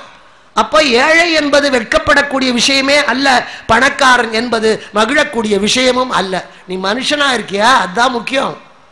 இங்கே இவன் எதுக்கு வருத்தப்படுறான்? கட்டின மனைவி உன்னை விட்டுவிட்டு 13 ஆண்டுகள் உள்ளூரிலே வேறொரு பெண்ணோடு வாழ்ந்து ஒரு பெண்ணையும் பெற்று குலதெய்வத்தினுடைய பெயரை மணிமேகலை என்று வைத்துவிட்டு நீ இருக்கியா செத்தையான்னு கேட்காம, என் பெற்றவர்களுக்கு செய்ய வேண்டிய கடமையை செய்யாம, பெண் கொடுத்த மாமன் பாவிக்கு நல்ல மருமகனாக இருக்காம, நாட்டுக்கு நல்ல பிரஜையாக இல்லாமல், ஒரு நல்ல வணிகனாக இல்லாமல் போய்விட்டேனே, அது எனக்கு வெட்கத்தை தருகிறது என்று அழுதிருந்தா கோவலனுக்கு சில வைக்கலாம். வைக்கலையே. என்னுடைய மாணவிகள் சாதாரண தமிழ்ல எழுத்து பிழை போட்டா ஒரு பிழைக்கு 1/4 மார்க் குறைக்கணும். ஆனா மொத்தத்துல 4ல் 1 பங்கு தான் குறைக்கணும். அத்தனையும் பிழையா இருந்தா கூட இது கொடுமை. ஒரே அடி அடிக்கப்படாது. அப்ப என் மாணவிகள் ஒரே ஒரு எழுத்து பிழைக்கு மட்டும் 5 மார்க் பிளஸ் போடுவேன். கோவலன் என்பதை சில குழந்தைங்க கேவலன் எழுதும், அதுக்கு 5 மார்க் பிளஸ். ஏன்னா கோவலன் என்பதுல ரெட்ட சுழி கொம்பு, கா பக்கத்துல ஒரு கால், அந்த கால் இல்லாட்டா அது கேவலன். இந்த கோவலனோட காலை அவன் பெத்தவன் உடைச்சிருந்தா இவன் இந்த ஆட்டம் போட்டிருக்க மாட்டான். பொண்ணு கொடுத்த மாமனார் மாமியார் உடைச்சிருந்தா இப்படி ஆட்டம் போட்டிருக்க மாட்டான். இல்ல கட்டிக்கிட்ட பெண்டாட்டியாவது உடைச்சிருந்தா இவன் வீட்டோட புருஷனா ஒழுங்கா இருந்திருப்பான். அது இஷ்டப்படி தேடிக்கொண்ட மாதவியாவது ஒடித்திருந்தா இவன் அவ வாழ்க்கையை நாசமாக்காமல் இருந்திருப்பான். அரசன் ஒடித்திருந்தா நல்ல பிரஜையாக இருந்திருப்பான். அத்தனை பேர் ஒடிக்காத காலம் நம்ம மாணவியாவது ஒடிச்சாலும் எனக்கு சந்தோஷம். சில சமயத்துல தவறுகள் கூட நியாயங்கள் ஆக்கப்படுகிறது. தண்டிக்கப்பட்ட நியாயங்களை விட திருத்தப்பட்ட தீர்ப்புகள் மிக சிறந்தது. இங்க அதே மாதிரி இவனும் அற்புதமாக அந்த கண்ணகி வாழ்ந்த காலத்திலே வாய் பேசாத அடிமையா இருந்தா. ஆனா இப்ப திரும்பி வந்தவன் சொல்றான், ஐயோ நீ இப்படி இழைச்சு போயிட்டே வருத்தப்படல, நான் ஏழை ஆயிட்டேனே வருத்தப்படுறேன். உன்னை விட்டு போயிட்டேனே நினைச்சா கண்ணகி நடந்த முறை வேறையா இருக்கும். ஆனா ஏழையாகி விட்டேனே என்று ஏழ்மையை விளக்க முடியும். உடல் தேய்ந்தா மருந்து கொடுக்கலாம், உளம் தேய்ந்தால் மருந்து கொடுக்க முடியாது. இங்க உடனே பார்த்தா காலில் இருக்கிற சிலம்பு எடுத்துக்கூட சிலம்புல கொன். அந்த காலத்துல கோவலன் மாதிரி ஒருத்தன் வாழ்ந்து கட்டினவளையும் ஒட்டினவளையும் அத்தனை பேரையும் யாருக்காவது ஒருத்தருக்காவது நல்லவனா இருக்கணும், யாருக்கு இல்லாத வந்தவனை வந்த போது காலில் இருந்ததை கழட்டி கொடுத்தா. இப்ப அந்த மாதிரி வந்தா இப்பவும் காலில் இருக்கிறத கழட்டி கொடுப்போம். கழட்டி கொடுக்குற பொருள் தான் வேறையா இருக்கும். சிலம்புல கொன். அவ செட்டி மகள் கெட்டிக்காரி. சிலப்பதிகாரம்னா என்ன? ஒண்ணுமே இல்லை. அத்தாணி மண்டபத்திலே அரியணையிலே வீற்றிருந்த மன்னனிடத்திலே முத்தான சொல்லெடுத்து சத்தான வாதம் படைத்து தன் அத்தான் நிரபராதி என்றாலே அந்த வித்தார கள்ளியோட கதை தான் சிலப்பதிகாரம். சிலம்ப கொடுத்தா. ராமாயணத்திலே காலணியினாலே ஒரு காப்பியம் பெயர் பெறல, காலணியினாலே ஒரு பாத்திரம் புகழ் பெறவில்லை, அந்த பாத்திரத்தினாலே காலணி புகழ் பெற்றது. புராணத்திலே காலணியினாலே தொண்டருக்கு பெருமை இல்லை, தொண்டராலே இங்கே இவருக்கு பெருமை. ஆனா சிலப்பதிகாரத்திலே இந்த சிலம்பே காப்பிய பெயராக மாறியது. அது யார்? இளங்கோவடிகள் கிட்ட சீத்தலை சாத்தனார் வந்து சொல்லுகிறார். புகாரிலே பிறந்து பல புகார்களுக்கு ஆட்பட்ட கோவலனுக்கு மனைவியாகி மதுரை வரையிலே வந்து நம்முடைய வஞ்சி நகரத்திலே காலையிலே கிழக்கே உதித்து உச்சியிலே சுட்டரித்து மாலையிலே மேற்றிசையிலே மறைகின்ற கதிரவனை போல கீழ்த்திசையிலே இருக்கிற சோழ நாட்டிலே பிறந்து உச்சி நேரத்திலே நடுவிலே இருக்கிற பாண்டிய நாட்டிலே நெருப்பாக எரிந்து மாலையிலே மேற்கே இருக்கிற சேர நாட்டிலே அவள் தெய்வமாகி மறைந்த சூரியனவர். அப்படிப்பட்ட அந்த கண்ணகி மிகச்சிறந்த பெண்ணாக இருந்து இப்படி ஒருமுறை இழந்த திருமாபத்தினி கதையை சொல்லுகிறார் சீத்தலை சாத்தனார். குடக்கோ சேரல் இளங்கோவடிகள் குணவாயில் கோட்டத்து அரசு துறந்து இருந்த இளங்கோவடிகளுக்கு. கேட்ட உடனே அவர் சொல்றார், உடனே கண்ணகி கதைன்னு பேர் வச்சிருக்கலாம், கோவலன் கதைன்னு பேர் வச்சிருக்கலாம், அல்லது பூம்புகார் வரலாறுன்னு பேர் வச்சிருக்கலாம், அல்லது முப்பெரும் நாடுகளின் சங்கமம்னு ஏதோ ஒன்று வச்சிருக்கலாம். ஆனா கேட்ட உடனே அவர் சொல்றார், அரசியல் பிழைத்தோர்க்கு அறம் கூற்றாவதும் உரைசால் பத்தினியை உயர்ந்தோர் ஏற்றுவதும் ஊழ்வினை உறுத்து வந்து ஊட்டும் என்பதும் சிலம்பு காரணமாக நிகழ்ந்ததனாலே சிலப்பதிகாரம் என்னும் பெயரினால் யாம் நாட்டுதும் பாட்டுடை செய்யுள். காப்பியத்துக்கே அந்த காலணி தான் பெயராச்சு. ஏன்? அதுக்கு என்ன அவ்வளவு பெருமை? சிலப்பதிகாரம் என்பதற்கு விளக்கம் சொல்லணும்னா பூம்புகாரோட முடிய வேண்டிய கதை. எத்தனையோ பேர் வீட்டில் அந்த காலத்தில் நடந்த கதை. கட்டினோட விட்டு வேறொருத்தியிடம் போவதோ திரும்பி வருவதோ வராமல் போவதோ அது அங்கேயே முடிய வேண்டிய சாதாரண கதை. ஆனால் புகாரிலே முடிய வேண்டிய சாதாரண கதையை அந்த சிலம்பு தான் மதுரைக்கு இழுத்து கொண்டு போய் வஞ்சி வரையிலே கொண்டு போய் விண்ணகம் வளைக்க இலங்கையிலே இருக்கிற கடல் சூழ் இலங்கை கயவாக முதலான மன்னவர்களையும் இழுத்து வர அளவுக்கு முடிய வேண்டிய கதையை அதிகரிக்க வைத்தது சிலம்பு. சிலம்பினாலே அதிகரித்ததனாலே இது சிலப்பதிகாரம். இன்னொன்று உப்புச்சப்பில்லாத கதை. இன்னைக்கு எத்தனையோ பெண்கள் கண்ணீர் விட்டு கொண்டுதான் இருக்கிறார்கள் சரியில்லாத கணவனால. கண்ணகியும் அப்படி வாழ்ந்தா. ஆனால் உப்புச்சப்பில்லாத ஒரு கதையை மதுரைக்கு கொண்டு போய் அதி காரம் உள்ளதாக வீரியம் உள்ளதாக மாற்றிய காரணத்தினாலே சிலம்பினாலே அதி காரம் உள்ளதாக மாற்றப்பட்டதாலே அது சிலப்பதிகாரம். மூணாவது, நீதி வழங்க வேண்டிய மன்னனுக்கே தண்டனை கொடுத்து சிலம்பு அதிகாரத்தை கையிலே எடுத்துக்கொண்டதனாலே அது சிலப்பதிகாரம். அரசியலுக்கும் சிலம்புதான் அதிகாரம், அந்த ஊழ்வினை வருவதற்கும் சிலம்புதான் காரணம், உரைசால் பத்தினியை ஏத்துவதற்கும் சிலம்புதான் காரணம். இந்த மூன்று பாவிகத்தையும் சொல்லி இந்த மூன்றுக்கும் ஆணி வேறாக இருக்கிற சிலப்பதிகாரம் என்னும் பெயரால் நாட்டுதும் யாமோர் பாட்டுடை செய்யுள். இப்போ சிலம்புல கொன் கெட்டிக்காரி அவர். வளையல் வித்தா அந்த காலத்துல ஜோடியாத்தான் வைக்கணும். இப்ப ஒரு கையில வளையல் மாட்டிக்கிறது ஒத்த வளையல், அப்பெல்லாம் ஜோடிதான். செருப்பு வித்தா ஜோடியாத்தான் விற்கணும். வாணியம்பாடியில் ஒரு செருப்பு வாங்கிட்டு சேலத்துல போய் ஜோடி சாட முடியாது. ஒரு தோட்ட காரைக்குடியில் வாங்கிட்டு இன்னொரு தோட்டத்துக்கு சிங்கப்பூருக்கு போக முடியாது. ஜோடி வித்தியாசம் வராது, ஒத்து வராது. சிலம்பை ஜோடியாத்தான் விற்கணும். அவ கெட்டிக்காரி, அவ ஜோடியா சேர்த்து கொடுக்கிறா. சிலம்புல பன்மையில சொல்றா, இந்தாங்க 2 சிலம்பும். இவன் என்னைக்காவது வியாபாரம் பண்ணி தொலைச்சிருந்தா அவனுக்கு தெரியும். இவன் பள்ளியறை விட்டு வெளியே வந்த ஆளே இல்லை. திரும்பி வர்றான் மாதவி வீட்டுல இருந்து வந்து ஹாலில் நிக்கல, கூடத்துல உட்கார்ல, நேர பள்ளி அறைக்கு போனான்னு எழுதுவார். அங்க விட்டா இங்க அவங்கிட்ட கொடுத்தா எடுத்துக்கொண்டு மதுரைக்கு போறான். சிலம்பு கண்ணகியினுடைய காலிலே இருக்கின்ற வரையிலே அவள் அடிமையாகத்தான் வாழ்ந்தா. ஒரு வார்த்தை எடுத்து பேசல, வாசப்படி தாண்டல. எப்ப அவ காலில் இருக்க வேண்டிய சிலம்பு அவன் கைக்கு போனதோ அப்படி தாண்டாத பத்தினி நாட்டை விட்டே தாண்டி சோழ நாட்டை விட்டு பாண்டிய நாடு போகிற அளவுக்கு அவளுக்கு தைரியம் வந்தது. ஒரு வார்த்தை பேசாத கண்ணகி மதுரைக்கு போன உடனேயே கேட்கிறான். இவனுக்கே ஒரு தயக்கம், என்ன நம்பி நீ எப்படி வந்த? என் புத்தி தான் நிலையில்லாத புத்தி. அவன் சொல்றான், நான் என்ன காரியம் பண்ண? வம்ப பரத்தரோடு வறுமொழி ஆடரோடு குறுமொழி கொட்டி இப்படி தெருவில் உட்காந்துப்பேன். மோரி மேல 4 பசங்களை சேர்த்திட்டு போற வர பொண்ணெல்லாம் சைட் அடிப்பேன். வெட்டி பேச்சு பேசுற வம்ப பரத்தரோடு வறுமொழி ஆடரோடு குறுமொழி பயனில்லாத கொச்சை வார்த்தைகளை பேசிக்கொண்டு வீணாக வாழ்க்கையை கழித்தவன் நான். இது கோவலனே தன்னை பத்தி சொல்ற ஸ்டேட்மெண்ட். எந்த பொறுப்பையும் நிறைவேற்றாத என்ன நம்பி எழுக என்றதும் எழுந்தனை என் செய்தனை. என்ன நம்பி பாதுரைக்கு வந்துட்டியே, என்ன காரியம் பண்ணினேன். அப்ப அது வரைக்கும் பேசாத கண்ணகி கோவலன் பிரிந்த பிறகு பெருகேன் பீடென்று 2 வார்த்தை தான் மதுரை புகார் காண்டத்துல பேசுறா.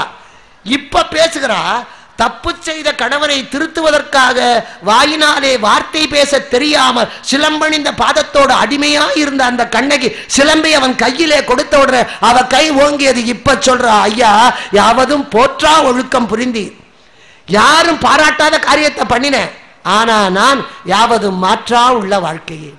நீ மாறிட்டே இருந்த, நான் மாறவே இல்லையா.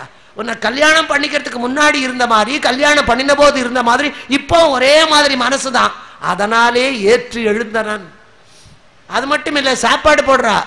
சாப்பாடு போடும்போது நாதான்னு கூப்பிடல, கணவனேன்னு கூப்பிடல, மனசு அப்படியே மாறிவிட்டது. அலங்காரத்துக்காக மிகச்சிறந்ததாக ஒரு சுமங்கலி பெண்ணினுடைய காலிலே இருக்க வேண்டிய அந்த சிலம்பு எப்பொழுது வியாபார நுணுக்கமாக அவன் கையிலே மாறியதோ அப்பொழுதே முடிவு பண்ணிவிட்டா, இவன் கணவன் அல்ல, எனக்கு புத்தி கற்பித்த தலைவன். அவ்வளவுதான். அப்ப கூப்பிடுற அடிகாள் அமுதுண்ணவாறு. சாமியாரத்தான் அடிகளேன்னு கூப்பிடுவோம். உனக்கு எந்த பாசமும் இல்லடா, யாருக்கிட்டையும் பாசம் இல்லை, அடிகளே சோர்திங்க வா போடுறேன். அந்த அளவுக்கு தன்னை மாற்றிக்கொண்டு விடுறான். அந்த சிலம்பு அவளை மாற்றுகிறது. இப்ப கிளம்பி போறான். அவர் 2 சிலம்ப கொடுத்தா, இவன் 1 கொண்டு போனான். விற்கவும் தெரியல, வாங்கவும் தெரியல. ஜோடிய பிரிச்சான். சிலப்பதிகாரத்துல அத்தனை ஜோடியும் பிரிந்தது.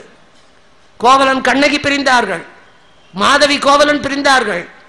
கோவலனுடைய தாய் அவ இறந்தா, கண்ணகி தாய் இறந்தா, தந்தைமார் இருவரும் துறவியானார்கள். பாண்டிய மன்னன் இறந்தா, கோப்பெருந்தேவி இறந்தா. ஒரு ஜோடியாவது வாழ்ந்துதா? 1 கூட வாழல. ஜோடிய பிரிச்சான். இவன் செஞ்ச பாவம். சிலம்ப கொண்டு போய் விற்க போனான், அதுவும் தெரியல. விற்க வேண்டிய இடம் எதுன்னு தெரியாம தெருவில் போற ஒருத்தங்கிட்ட கொண்டு போய் காட்டினான், பொற்கொல்லன் இடத்துல. அவன் ஏற்கனவே திருட. அதை வாங்கி பார்த்த உடனே இது கோப்பெருந்தேவிக்கு அல்லது யாப்புறவு இல்லை, இது விலை மதிக்க முடியாத சிலம்பு, இது ராணி காலில் தான் போட முடியும். அப்போ பாண்டிய நாட்டு மன்னனுடைய ராணி காற்சிலம்பு மாதிரி இருக்கிறது என்று கண்ணகி காற்சிலம்பை எண்ணியது என்றால் எவ்வளவு பெரிய செல்வ குடும்பத்தில் பிறந்திருக்கணும், எப்பேற்பட்ட ராணியா வாழ்ந்திருக்கணும். இன்னைக்கு வாழறா. மாட்டிக்கொண்டான், இறந்தான். ஒற்றை சிலம்பு வீட்டில் இருக்கு, ஒற்றை சிலம்பு பாண்டியன்கிட்ட. சிலம்பு தான் இந்த காப்பியத்தையே, அதோட முடிஞ்சு போச்சு கதை. கொலை பண்ணப்பட்டான். ஏதோ கண்ணகி நெஞ்சில் அடித்துக்கொண்டு 2 நேரம் அழ வேண்டியதுதான். ஒன்று அவனோட சாகணும், இல்லை திரும்பி பிறந்த வீட்டுக்கு வரணும், ஏதோ ஒன்று நடந்திருக்கணும். கதை முடிஞ்சிடுச்சு. முடியலையே, முடிக்க வைக்கலையே அந்த காலனி.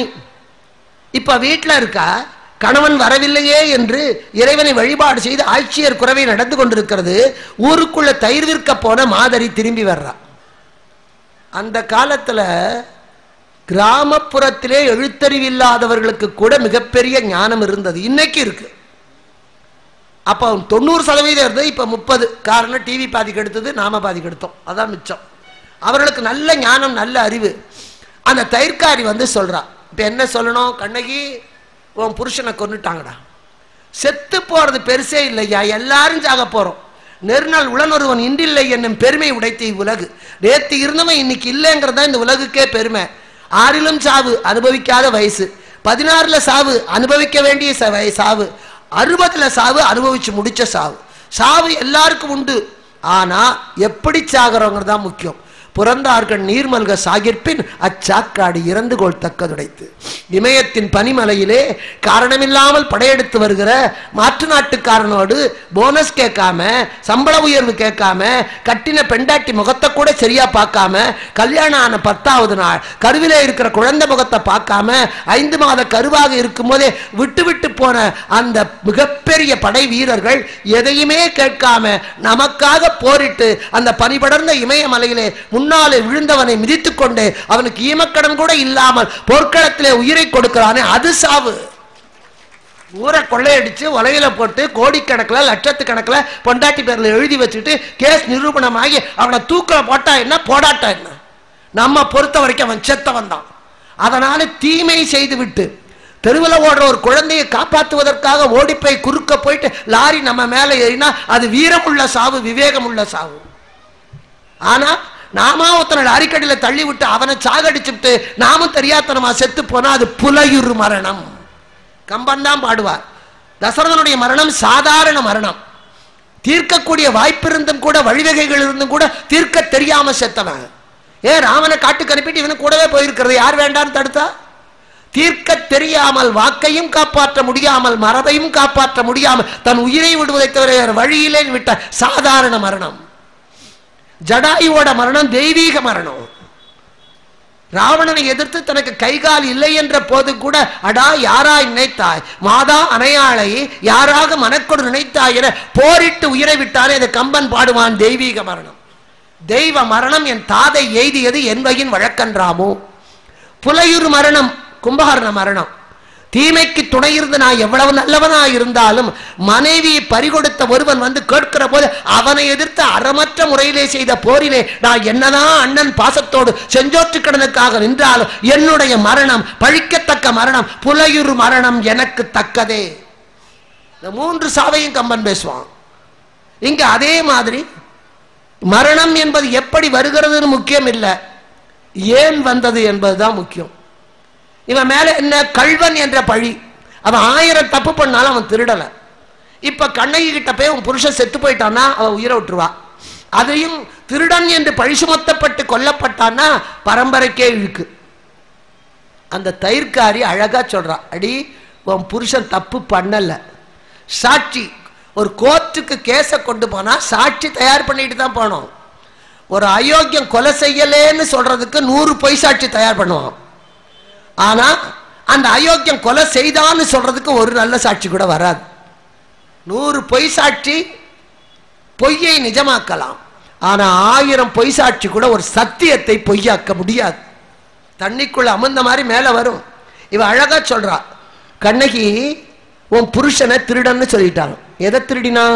சிலம்பை திருடினா. எப்படி திருடினா? சத்தம் இல்லாம திருடினா. முடியுமா? ஒரு வார்த்தை திருட போறான், பழக்கப்பட்டவனா இருந்தா அது கழுத்துல கையை வச்சு பிடிப்பான், வாத்து கத்தாது, ஓடிடலாம்.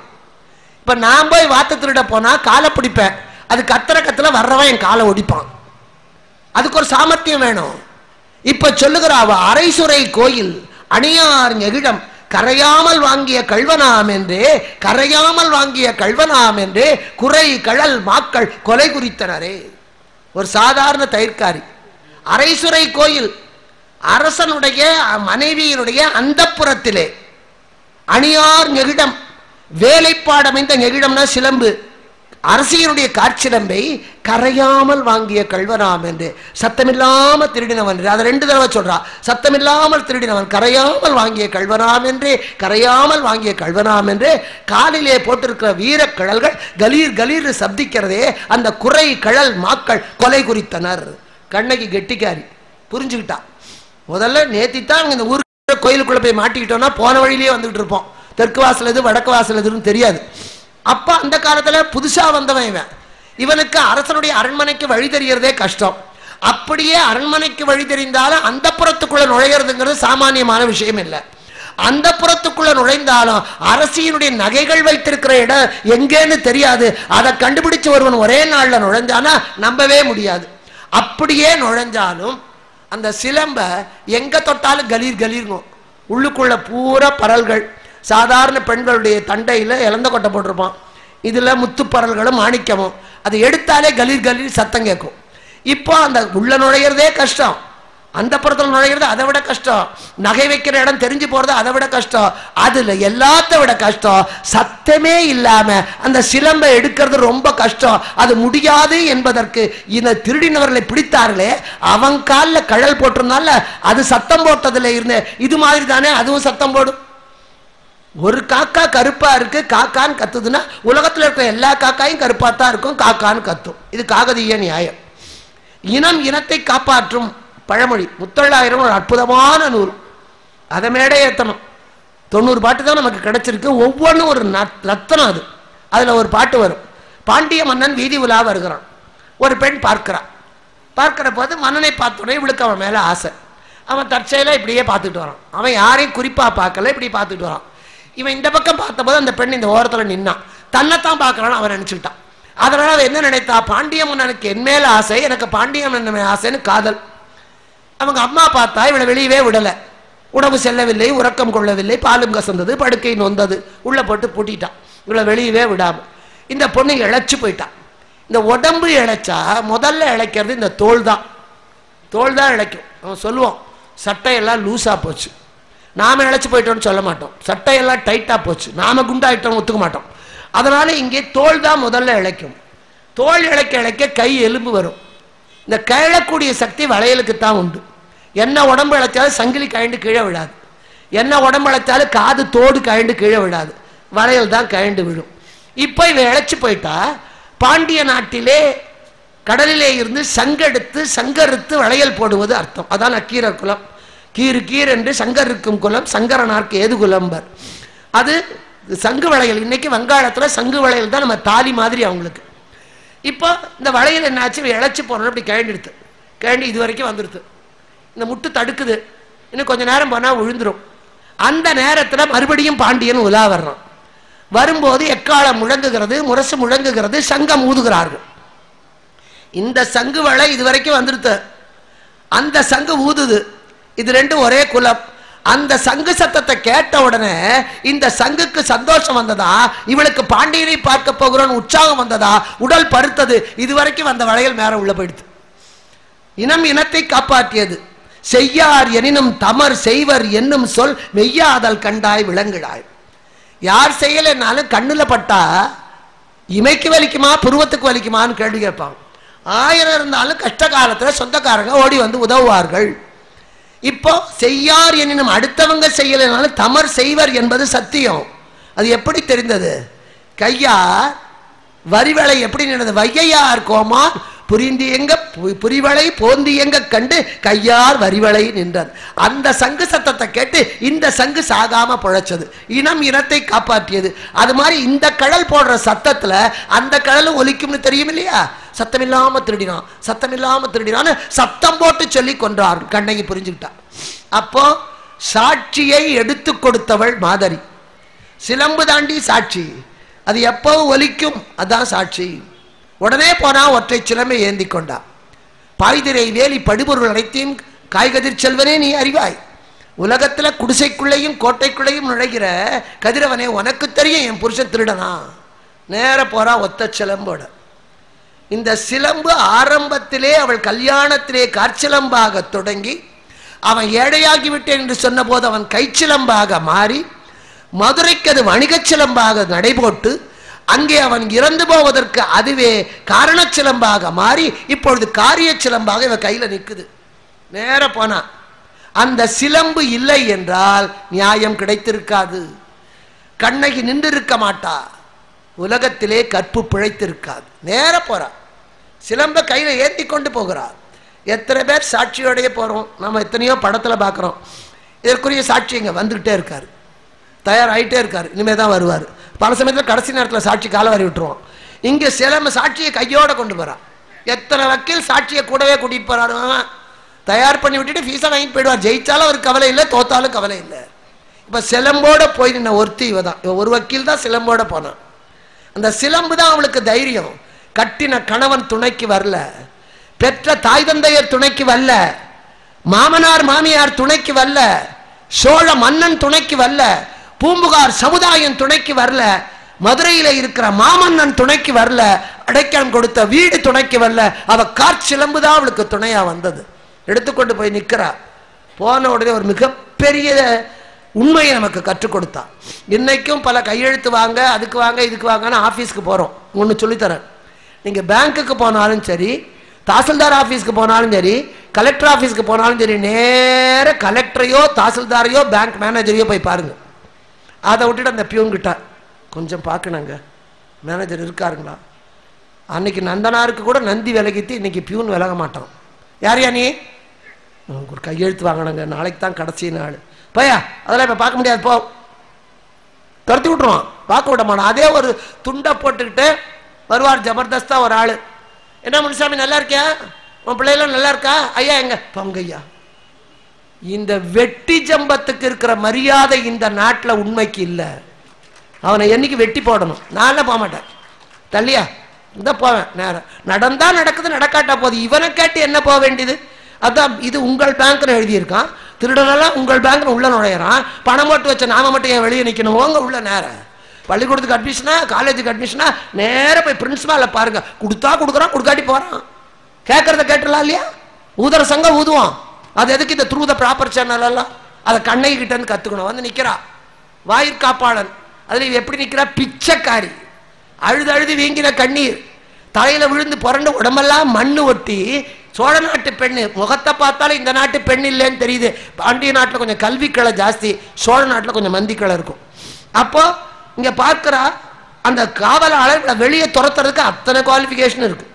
ஆனா அவ கேட்கலையே. அப்பா காவக்காரனே, உள்ள ராஜாவை பார்க்கணும்ப்பா, என் புருஷனை கொன்னுட்டாங்களாம்ப்பா, திருடன்னு கொன்னுட்டாங்களாம்ப்பா, கொஞ்சம் உள்ள போய் கேட்கறேன்னு கேட்டிருந்தா அவன் கழுத்துல கைய வச்சு தள்ளுல இவ பூம்புகார் கடல்ல போய் விழுந்திருப்பா.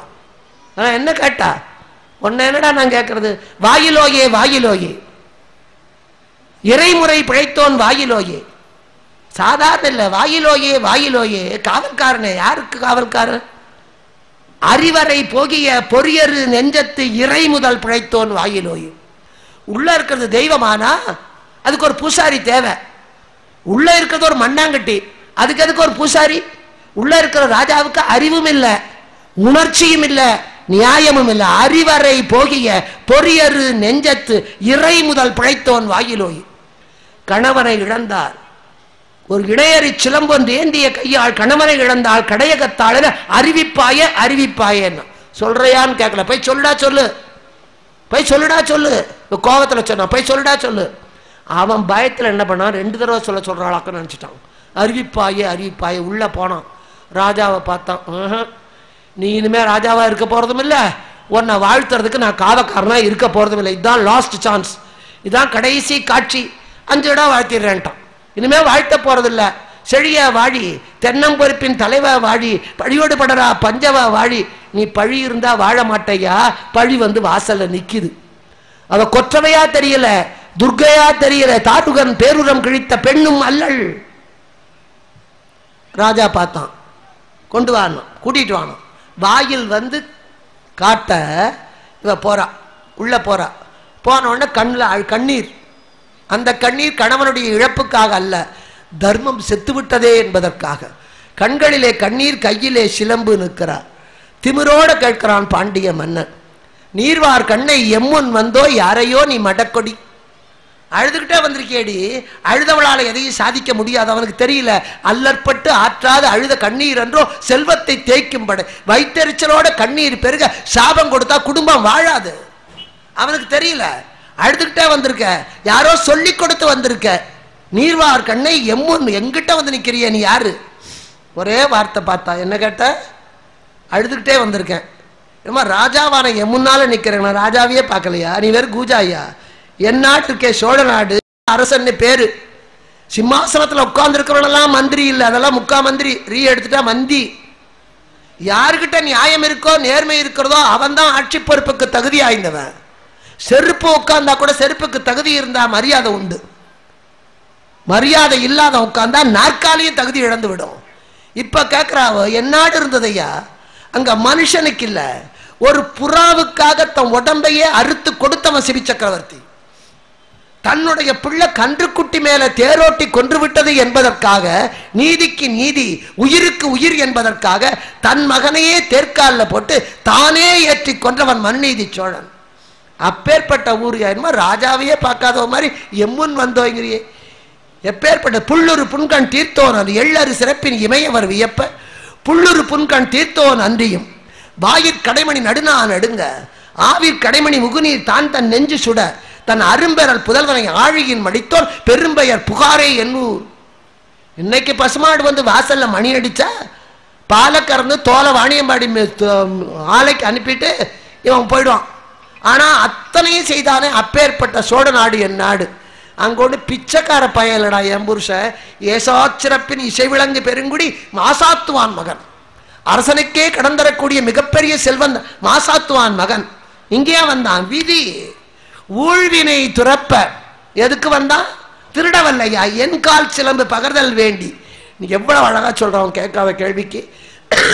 ஊழ்வினை துறப்ப சூழ்கடல் மன்னா என் காற்சிலம்பு பகர்தல் வேண்டி நின்னாடு போந்து நின்னால் கொலைக்களப்பட்ட கோவலன் மனைவி என் பெயர் கண்ணகி தேரா மன்னா செப்புவதுடைய அறிவு கட்ட அரசனேன்னா தாராளமா கேட்கலாம். நாம போட்டு உட்கார வச்சவன் சரியா இல்லைன்னா அட அறிவு கட்ட முண்டமே இறங்குன்னு சொல்லணும். அந்த தைரியம் நமக்கு இல்லையே. அவன் நம்மளை பார்த்து திட்டுறான். நமக்கு தான் அறிவில்லைன்னு தெரிஞ்சு போச்சு. எப்போ போட்டோமோ அப்பவே அறிவில்லை, தீர்ந்து போச்சு. அப்ப அவன் கேட்கறான், தேரா மன்னா அறிவு கட்டவனே உனக்கு புரியல. அப்ப அவன் சொல்றான், கல்வனை கோரல் கொடுங்கோல் என்று.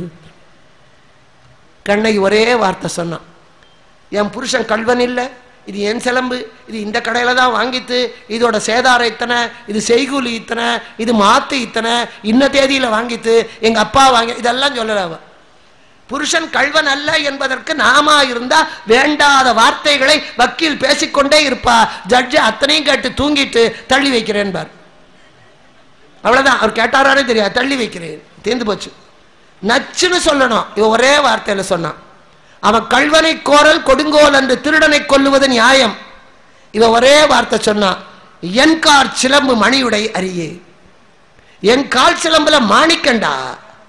மாணிக்கம் எங்க இருந்து ஒரு பாம்பாயிரம், பனையாயிரம், குரங்காயிரம், கோட்டான் ஆயிரம். இன்னைக்கும் பாம்பும் குரம்பும் இயற்கையா செத்து போனதை பார்த்தவங்க யாருமே இல்லை. கரண்ட்ல பட்டு செத்து போகும், நம்ம அடிச்சா சாகும். இயற்கையா நோய் வந்து செத்ததாக பாம்போ குரங்கோ செத்ததே யாருமே இல்லை. ஆறு அடிக்காம இருந்தா பாம்பு 1000 வருஷம், பனைமரம் 1000 வருஷம், குரங்கு 1000 வருஷம், கோட்டான் 1000 வருஷம். பிறந்தது முதலே யாரையுமே கடிக்காமல் இருக்கிற ஒரு பாம்பினுடைய விஷம் முழுக்க இறுகி போய் அந்த விஷத்தினுடைய இறுக்கம் தான் மாணிக்கமா மாறுகிறது. ஒரு தோரம்பருப்பு அளவு.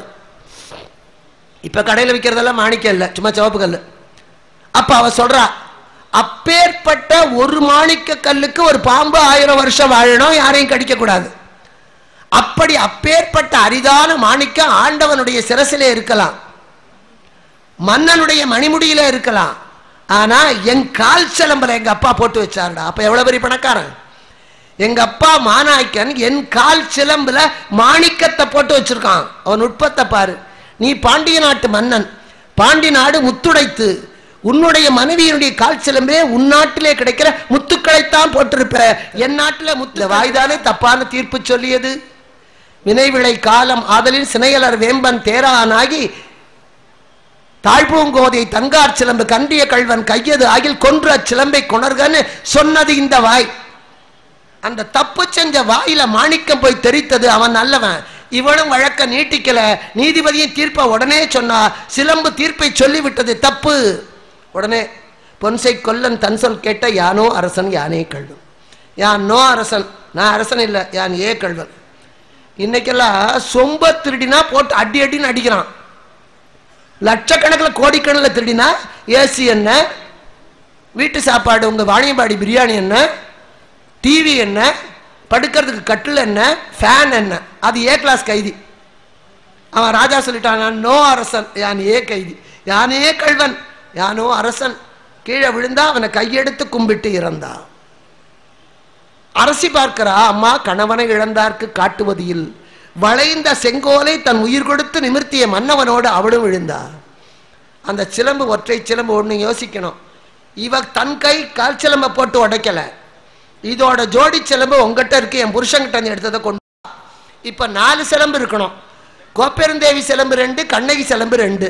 ஆனா கோப்பெருந்தேவி சிலம்புல 1 காணாம போயிடுது. கோவலங்கிட்ட அந்த 1 பிடிங்கணும்னா அந்த 1 ஜோடி சரியா போச்சு. இப்ப கண்ணகி என் கால் சிலம்பு 2ங்கிறா. 1 அவ கையில இருக்கு, இன்னொன்னு எங்க? கவுண்டமணி வாழைப்பழ கதை. அந்த இன்னொன்னு தான் இது. அவனும் இன்னொன்னு தான் இதுங்கிறான். கோப்பெருந்தேவியோட இன்னொன்னு தான் இதுங்கிறான். கண்ணகியும் சொல்றான், அந்த இன்னொன்னு தான் இது. இப்ப சிலம்ப கொண்டு வானா. நல்லவன். வக்கீல் மட்டும் கெட்டிக்காரனா இருந்து முடியாது. அங்கே சாட்சி கூண்டுல ஏறுகிறவன் மட்டும் நல்லவனா இருந்தா போதாது, நீதிபதியும் நல்லவனா இருக்கணும், ஒத்துக்கொள்ளணும். அப்பதான் நீதி சாகாது. சிலம்பை கொணர்கான். இந்த காலத்து ஆளா இருந்தா எந்த சிலம்பை கொண்டு வந்திருப்பான்? ஏற்கனவே இருந்த கோப்பெருந்தேவி சிலம்பை கொண்டு வந்து போட்டு உடைச்சிருந்தா அதுல முத்துத்தான் வந்திருக்கும். பாத்தியா, இதுலயும் முத்துத்தான் இருக்கு, இது என் பொண்டாட்டி சிலம்புன்னு இருக்கலாம். ஆனா கோவலன் கிட்ட இருந்து கைப்பற்றிய சிலம்பையே நேர்மையாக கொண்டு வந்து கொடுத்தா அந்த சிலம்பை அவன் தர மறுத்திருந்தால் சிலப்பதிகாரம் இல்லை. எத்தனை கண்ணைக்கு வழக்குரைத்தாலும் நீதிபதி தப்பு செய்ய துணிந்து விட்டால் நாட்டிலே நீதி செத்துவிடும். அங்க அதே சிலம்ப கொடுத்தான், அதை வாங்கி அது அவகிட்டே கொடுத்தான். நம்ம ஆளா இருந்தா ஆளை வச்சு உடைச்சிருப்பான், உடைக்கிற மாதிரி உடைச்சு செட்டப் பண்ணி வச்சிருப்பான். பக்கத்துல தோட்டாதரணி வச்சு முத்தெல்லாம் கீழே விடுற மாதிரி. கண்ணகி கையிலேயே கொடுத்தான், அவகிட்டயே கொடுத்து இதுதாம்மா உன் புருஷன்கிட்ட வாங்கின சிலம்பு, இது என் மனைவியோட காற்சிலம்பு, உடைச்ச காட்டுன்னு. அவ போட்டு உடைத்தால் மாணிக்கம் வந்தது. அரசனும் விழுந்தான், அரசியும் விழுந்தா. அவ அதோட நிறுத்தல. இன்னைக்கு தீர்ப்பு எப்படி இருக்கணும்? அந்த காலணி எதனால நம்ம நெஞ்சில வந்து நின்றது? தீர்ப்பு என்பது பாதிக்கப்பட்டவனுக்கும் தீர்ப்பு சொன்னவனுக்கு மட்டுமல்ல. அப்படி தீர்ப்பு சொல்ல எது தைரியம் அளித்ததோ அதற்கும் தண்டனை தர வேண்டும். கண்டிப்பா ஒரு நீதிபதி தப்பா தீர்ப்பு சொல்றாருன்னா அவருக்கு போன சூட்கேஸ், அந்த சூட்கேஸை கொடுத்தவன், அந்த கொடுக்கறதுக்கு காரணபூதனா இருந்தவன், அவனுக்கு பின்னணியில் இருந்த அரசியல்வாதி அத்தனை பேரையும் போட்டு உடைச்சாத்தான் மறுபடியும் சூட்கேஸ் கை மாறாது. கண்ணகி அதைத்தான் செஞ்சா. அரசன் தீர்ப்பு சொன்னா என்ன தைரியத்துல? நான் என்ன சொன்னாலும் இந்த மக்கள் ஒத்துக்கொள்வார்கள், அதானே? அவனுக்கு 50 குழு, எண்பேராயம், இத்தனையும் இருந்து என்ன சொல்லித்து? அதனால இந்த அரசன் தப்பாக ஒரு தீர்ப்பு வழங்க யாரெல்லாம் காரணமாக இருந்தார்களோ அத்தனை பேர்களும் அழியட்டும், புதிய சமுதாயம் மலரட்டும். அப்பத்தான் சொன்னா, பார்ப்பார் பசு பத்தினி பெண்டீர் மூத்தோர் குழவி தென்புலம் வாழ்வதற்கு பொன்போல் புதல்வனை பெறாதவர்கள் யார் இருந்தாலும் அத்தனை பேரை விட்டு தீத்திரத்தார் பக்கம் சேர்க. இவை இதை சொல்லாம அத்தனையும் ஒழிஞ்சு போகட்டோம்னா இப்ப நல்லா இருந்திருக்கும். அவ ஒரு லிஸ்ட் போட்டு கொஞ்சம் விட்டா பாருங்க, அதுல ஏதோ மிச்சம் இருந்தது தான் நாமெல்லாம் தொடருகிறது தீமைகள். அப்ப அந்த சிலம்பினால வர மரக்கலை இளங்கோவடிகள் திரும்பி 14 நாள் நிற்காமல் வேங்கை மர நிழலிலே வந்து நிற்கிறார். சேரனுக்கு காட்சி தருகிறார். கோவலனை பிரிந்த போதும் பாடுகிறார், அஞ்சன் சீரடி அணி சிலம்பு இழப்ப. கோவலனை பிரிந்த உடனே கால் சிலம்ப கழட்டி வச்சுட்டா, இப்ப மறுபடியும் கழட்டினதை பூட்டி காட்டுறா. அதுதான் மிகப்பெரிய கவிஞன், காட்சி தருகிறார். அப்போ அவ காலில் சிலம்போட, காதுல தோடோட, நல்வயிர பொற்போட்டு நாவலம் பொன்னிழசே மின்னு கொடி ஒன்று மீவி சிம்பில் தோன்றுமா. அவ காலிலே சிலம்பு அணிந்து கொண்டு கண்ணகி வந்து நிற்கிறார். இன்னைக்கும் அந்த கண்ணகி விழாவுக்கு வந்திருந்த இலங்கை மாமன்னன் கயவாகு இலங்கையிலே ஏராளமான கண்ணகி கோவில் இன்னைக்கு இருக்கு. சில கண்ணகி கோயில் ஆண்டுக்கு ஒரு முறை தான் திறக்கும், அப்போ வெளியே நின்று வணங்குவார்கள். அந்த கோவில்களிலே எல்லாம் சிலம்பு தான் பூஜைக்குரிய பொருளாக வைக்கப்பட்டிருக்கிறது. பத்தினி காலிலே இருந்த காரணம் மட்டுமல்ல, தீமையை ஒழிப்பதற்கு சாட்சியாக நின்றதும் அதுதான், ஒரு காவியம் படைப்பதற்கும் காரணமாக இருந்தது அதுதான். அந்த சிலம்பை பார்க்கிற போது ராமனுடைய பாதுகையை விட, கண்ணப்பனுடைய காலடி செருப்பை விட கண்ணகி காற்சிலம்பு குடும்பத்தை வாழ வைத்து, சமுதாயத்தை வாழ வைத்து, சத்தியத்தை வாழ வைத்து, நீதியை பிழைக்க வைத்து, தெய்வத்தினம் கண்முன்னாலே காட்ட வைத்த காரணத்தினால் தான் பாரதி பாடுவான், யாமறிந்த புலவரிலே கம்பனை போல் வள்ளுவன் போல் இளங்கோவை போல் பூமிதனில் யாங்கனுமே கண்டதில்லை என்று சொன்னவன் கம்பனுடைய காவியத்துக்கு அடைமொழி கொடுக்காமல், அந்த சில திருக்குறளுக்கு அடைமொழி கொடுக்காமல் நெஞ்சை அள்ளும் சிலப்பதிகாரம் என்றோர் மணி ஆரம் படைத்த தமிழ்நாடு. அப்போ நெஞ்சணியாக எல்லார் உள்ளத்தையும் அள்ளக்கூடிய நெஞ்சணியாக மாறிய காலணி கண்ணகியின் காலணியே தவிர அங்கே ராமனுடைய பாதுகையோ அது கண்ணப்பனுடைய பாதுகையோ அல்ல. அப்படி சாதம் படைக்கவும் செய்வோம், தெய்வ ஜாதி படைக்கவும் செய்வோம் என்று மிகச்சிறந்த பெண்ணரசிகள் நியாயத்தை நிலைநிறுத்த கையெழுந்து விட்டால் லஞ்சம் குறைந்துவிடும். பல வீடுகளில் ஆண்கள் லஞ்சம் வாங்க காரணமே பெண்கள் தான். எனக்கு நகை இல்லை, வீடு இல்லை, அவனை பார்த்தியா இவனை பார்த்தியா, இவன் நீட்டி விட்டு கையை மடக்க முடியாமல் போகிறான். போதுமென்ற மனமே பொன்சைக்கு மருந்து, நீ உழைச்சி சம்பாதிச்சுட்டு வா, வருவாய்க்கு தக்க வழக்கறிந்து வாழுகிறேன், இல்லா அழகத்திற்க இல்லாதது ஒன்றுமே இல்லை. நீ கொண்டு வந்து கொடுக்குற 50 ரூபாயில உன்னையும் சந்தோஷமா வச்சு, உன் பிள்ளைகளையும் வாழ வச்சு, உன்னை பெத்தவனையும் வாழ வச்சு, நானும் சந்தோஷமா கஞ்சி குடிச்சாலும் நிம்மதியா படுத்து தூங்குவோயா. படுத்த உடனே யாருக்கு தூக்கம் வருதோ, பசி எடுத்து யார் சோறு திங்கிறானோ அவன் தான் சொர்க்கவாசியே தவிர மாத்திரையை போட்டுக்கிட்டு தூங்குறவனும் ஊரை கெடுத்துட்டு பசி இல்லாம குடல் புண்ணு வந்து வேகிறவனும் நல்லவனே அல்ல. அதனாலே அப்படிப்பட்ட பெண்ணரசிகள் கண்ணகியை போல தன் வாழ்வை கெடுத்தவனை கூட பழியற்றவன் என்று குலத்தையும் பெருமை உள்ளதாக்கி அந்த நாட்டு மன்னனுக்கும் தீர்ப்பு சொல்லி கொடுத்து பங்கையர் கைநலம் பார்த்தல்லவோ இந்த பாரில் நல்ல அறங்கள் வளருதம்மா என்று கவிமணி பாடியது போல கண்ணகியை போல வீட்டுக்கு ஒரு கண்ணகி வேண்டாம், அப்ப வீட்டுக்கு ஒரு கோவலன் வருவான். கோவலனே வேண்டாம், கண்ணகி தனம் வேண்டும். கண்ணகி இடத்திலே இருந்த தைரியம், தன்னம்பிக்கை, பிரச்சனைகள் வரும்போது அதை எதிர்த்து போராடுகிற தீர்க்கமான அறிவு, இத்தனையும் அவளுக்கு தருவதற்கு உறுதுணையாக இருந்தது அந்த காற்சிலம்பு மட்டும்தான். அதனாலே நெஞ்சணி ஆகிய காலணியாகிய அந்த சிலம்பை வணங்குவோம். சிலம்பை அணிந்த கண்ணகியின் பாதங்களை வணங்குவோம். அந்த கண்ணகி காப்பியத்தை பாடிய இளங்கோவடிகளை வணங்குவோம். இளங்கோவடிகளுக்கு அதை சொன்ன சீத்தலை சாத்தனாரை வணங்குவோம். அவருக்கு அதை காட்டிக் கொடுத்த சேரன் செங்குட்டுவனை வணங்குவோம். இத்தனை பேருக்குமாக மிக பெரும் அந்த ஒரு நிகழ்ச்சியை நடத்தி கொடுத்த தெய்வத்தை வணங்குவோம் என்று சொல்லி இதுவரையிலே சொன்னதை தொகுத்து சொல்கிறேன். காலணி என்பது காலிலே அணிகின்ற அழகான நகை என்றும் காலுக்கே அழகை தருகிற நகை என்றும் சொல்லும் போது காலுக்கு அழகு தருவது பாதுகையாக இருக்க, ஆனால் காலிலே அழகான நகையாக சிலம்பும் தண்டையும் கொலுசுமாக இருக்க 3 காலணிகள் இதிகாச புராண இலக்கியங்களிலே காணப்பட, புராணத்திலே கண்ணப்பனுடைய பாதையிலே நடந்து தேய்ந்த பழஞ்செருப்பு இறைவனுடைய புருவமத்தியிலே ஏறுகிற பெருமை பெற்றதாக சங்கரராலே பாடப்பட, அப்பேற்பட்ட அந்த கால் செருப்பு காலடி தலையணியாக மாறினாலும் கூட அது கண்ணப்பனோடு சேர்ந்ததனாலே பெருமை பெற்றதை தவிர அது தனிப்பட நின்று எதையும் சாதிக்காததாக போக, இதிகாசமாகிய ராம காவியத்திலே ராமனுடைய பாதுகம், நாதன் பாதுகம் பரதனுடைய தலையிலே ஏறி அது அயோத்திக்கு அரசனாக நந்தியம்பதியிலே 14 ஆண்டுகள் நல்லாட்சிக்குரியதாக அடையாள சின்னமாக வைக்கப்பட, அந்த பாதுகமும் ராமன் காலிலே விழுந்த வரையிலே ஒரு தொண்டனாக இருக்க, தொண்டனான பரதனுடைய தலையிலே ஏறிய உடனேயே அது ஆட்சி பொறுப்பை அதிகாரியாக மாறியது. ஆனால் அதை கொடுத்தது பரதன் தானே தவிர அதற்கு பெருமையை கொடுத்தது ராமன் தானே தவிர காலணியால் பரதனுக்கோ ராமனுக்கோ பெருமை இல்லாததனாலே அதை வணங்குவோம், வாழ்த்துவோம். ஆனால் நெஞ்சார அதை மட்டுமே ஏற்றுக்கொள்ள முடியவில்லை. ஆனால் இந்த தென்தமிழ் நாட்டிலே சோழ நாட்டிலே குலக்கொழுந்தாக மாநாயக்கன் குலக்கொம்பாக பிறந்து கண்ணகி என்னும் பெயரோடு கோவலனை மணந்து அவனோடு பல்லாண்டுகள் வாழ்ந்து அவனாலே பலபட பாராட்ட பெற்று அந்த நாட்டினுடைய இயற்கைப்படி மாதவி என்ற கலையரசி இடத்திலே அவன் மனம் போக 13 ஆண்டுகள் உள்ளூரிலேயே கண்ணகியை பிரிந்து வாழ, தன் தந்தையினாலே கால் முதல் தலைவரையிலே அலங்கரிக்கப்பட்ட அந்த அலங்கார நகைகள் அத்தனையும் கோவலனை பிரிந்ததனாலே அஞ்சன் சீரடி அணிசிலம் ஒழிய என்ற அந்த சிலம்பையும் அவள் கழற்றி வைத்துவிட அத்தனையும் இழந்து ஏழையான கோவலன் கண்ணகி இடத்திலே வந்து குலந்தர் வான்பொருள் குன்றம் தொலைத்த இளம்பாடு நாணுத்தரும் என சொல்ல, வெட்கப்பட வேண்டிய அவசியம் இல்லை, நீ குன்றைத்தானே தொலைத்தாய், நான் மிகப்பெரிய மலையையே தருகிறேன் என்று சிலம்புல கொண்மென சொல்ல, கண்ணகி காலிலே சிலம்பு இருக்கிற வரையிலே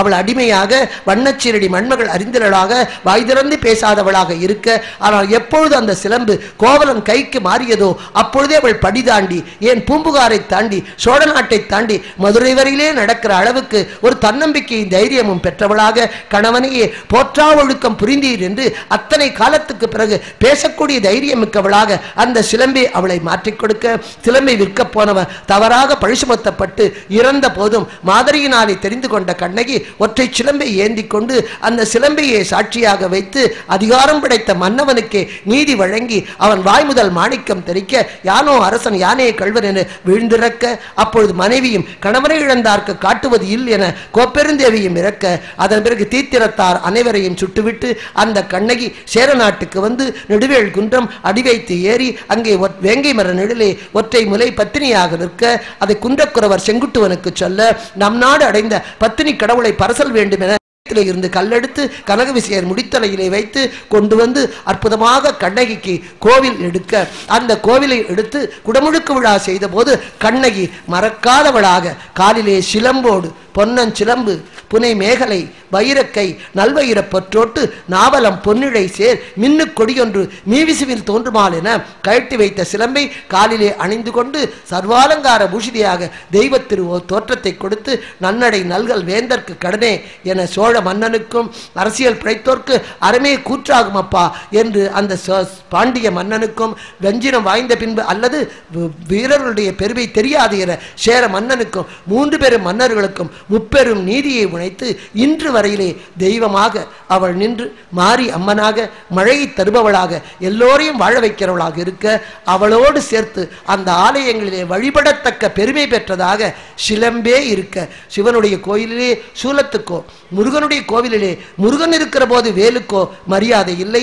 ஆனால் கண்ணகி கோவிலிலே கண்ணகிக்கு முன்னாலே சிலம்புக்கு பூஜை அணிந்து அதை எடுத்து ஆட்டித்தார் அந்த பூசாரி வாக்கு சொல்லுகிற அளவுக்கு அந்த சிலம்பு எல்லாருடைய நெஞ்சத்திலேயும் 2ஆம் நூற்றாண்டிலே தோன்றிய காப்பியம் இன்றைக்கு 21 நூற்றாண்டுகள் கடந்த பின்பும் எல்லார் நெஞ்சிலேயும் அணிபெற்று திகழ்கிற காரணத்தினாலே நெஞ்சணியாக விளங்கிய காலணி கண்ணகியின் காற்சிலம்பே என்று கூறி வாய்ப்புக்கு நன்றி கூறி, மனித உருவத்தை எனக்கு தந்த மனித பிறவியை தந்த இறைவனுக்கு நன்றி கூறி, கல்வியை தந்த பெற்றோருக்கும் திருத்திக் கொடுத்த ஆசிரியருக்கும் நூல்களை எழுதி வைத்த பெரியோர்களுக்கும் அதை எடுத்துச் சொல்ல கருவியான அன்னை தமிழுக்கும் அந்த தமிழை மேடையேற்ற வாய்ப்பு கொடுத்த முத்தமிழ் மன்றத்தினருக்கும் அதை இருந்து கேட்ட உங்களுக்கும் அதை அற்புதமாக எல்லோர் செவிகளிலேயும் கொண்டு போய் சேர்த்திய இந்த ஒலிபெருக்கிக்கும் அதை அற்புதமாக இயக்கிய அந்த அருமை பிள்ளைகளுக்கும் எல்லோருக்கும் என் நன்றியை கூறி, எற்றைக்கும் ஏழேழு பிறவிக்கும் தன்னோடு உற்றோமை ஆகி உமக்கே நான் ஆட்செய்கின்ற பெரும் பேற்றை அந்த கண்ணகி நல்லாள் எனக்கு வழங்கி தமிழை பேசாத நாளெல்லாம் நான் பிறவாத நாளாக்கி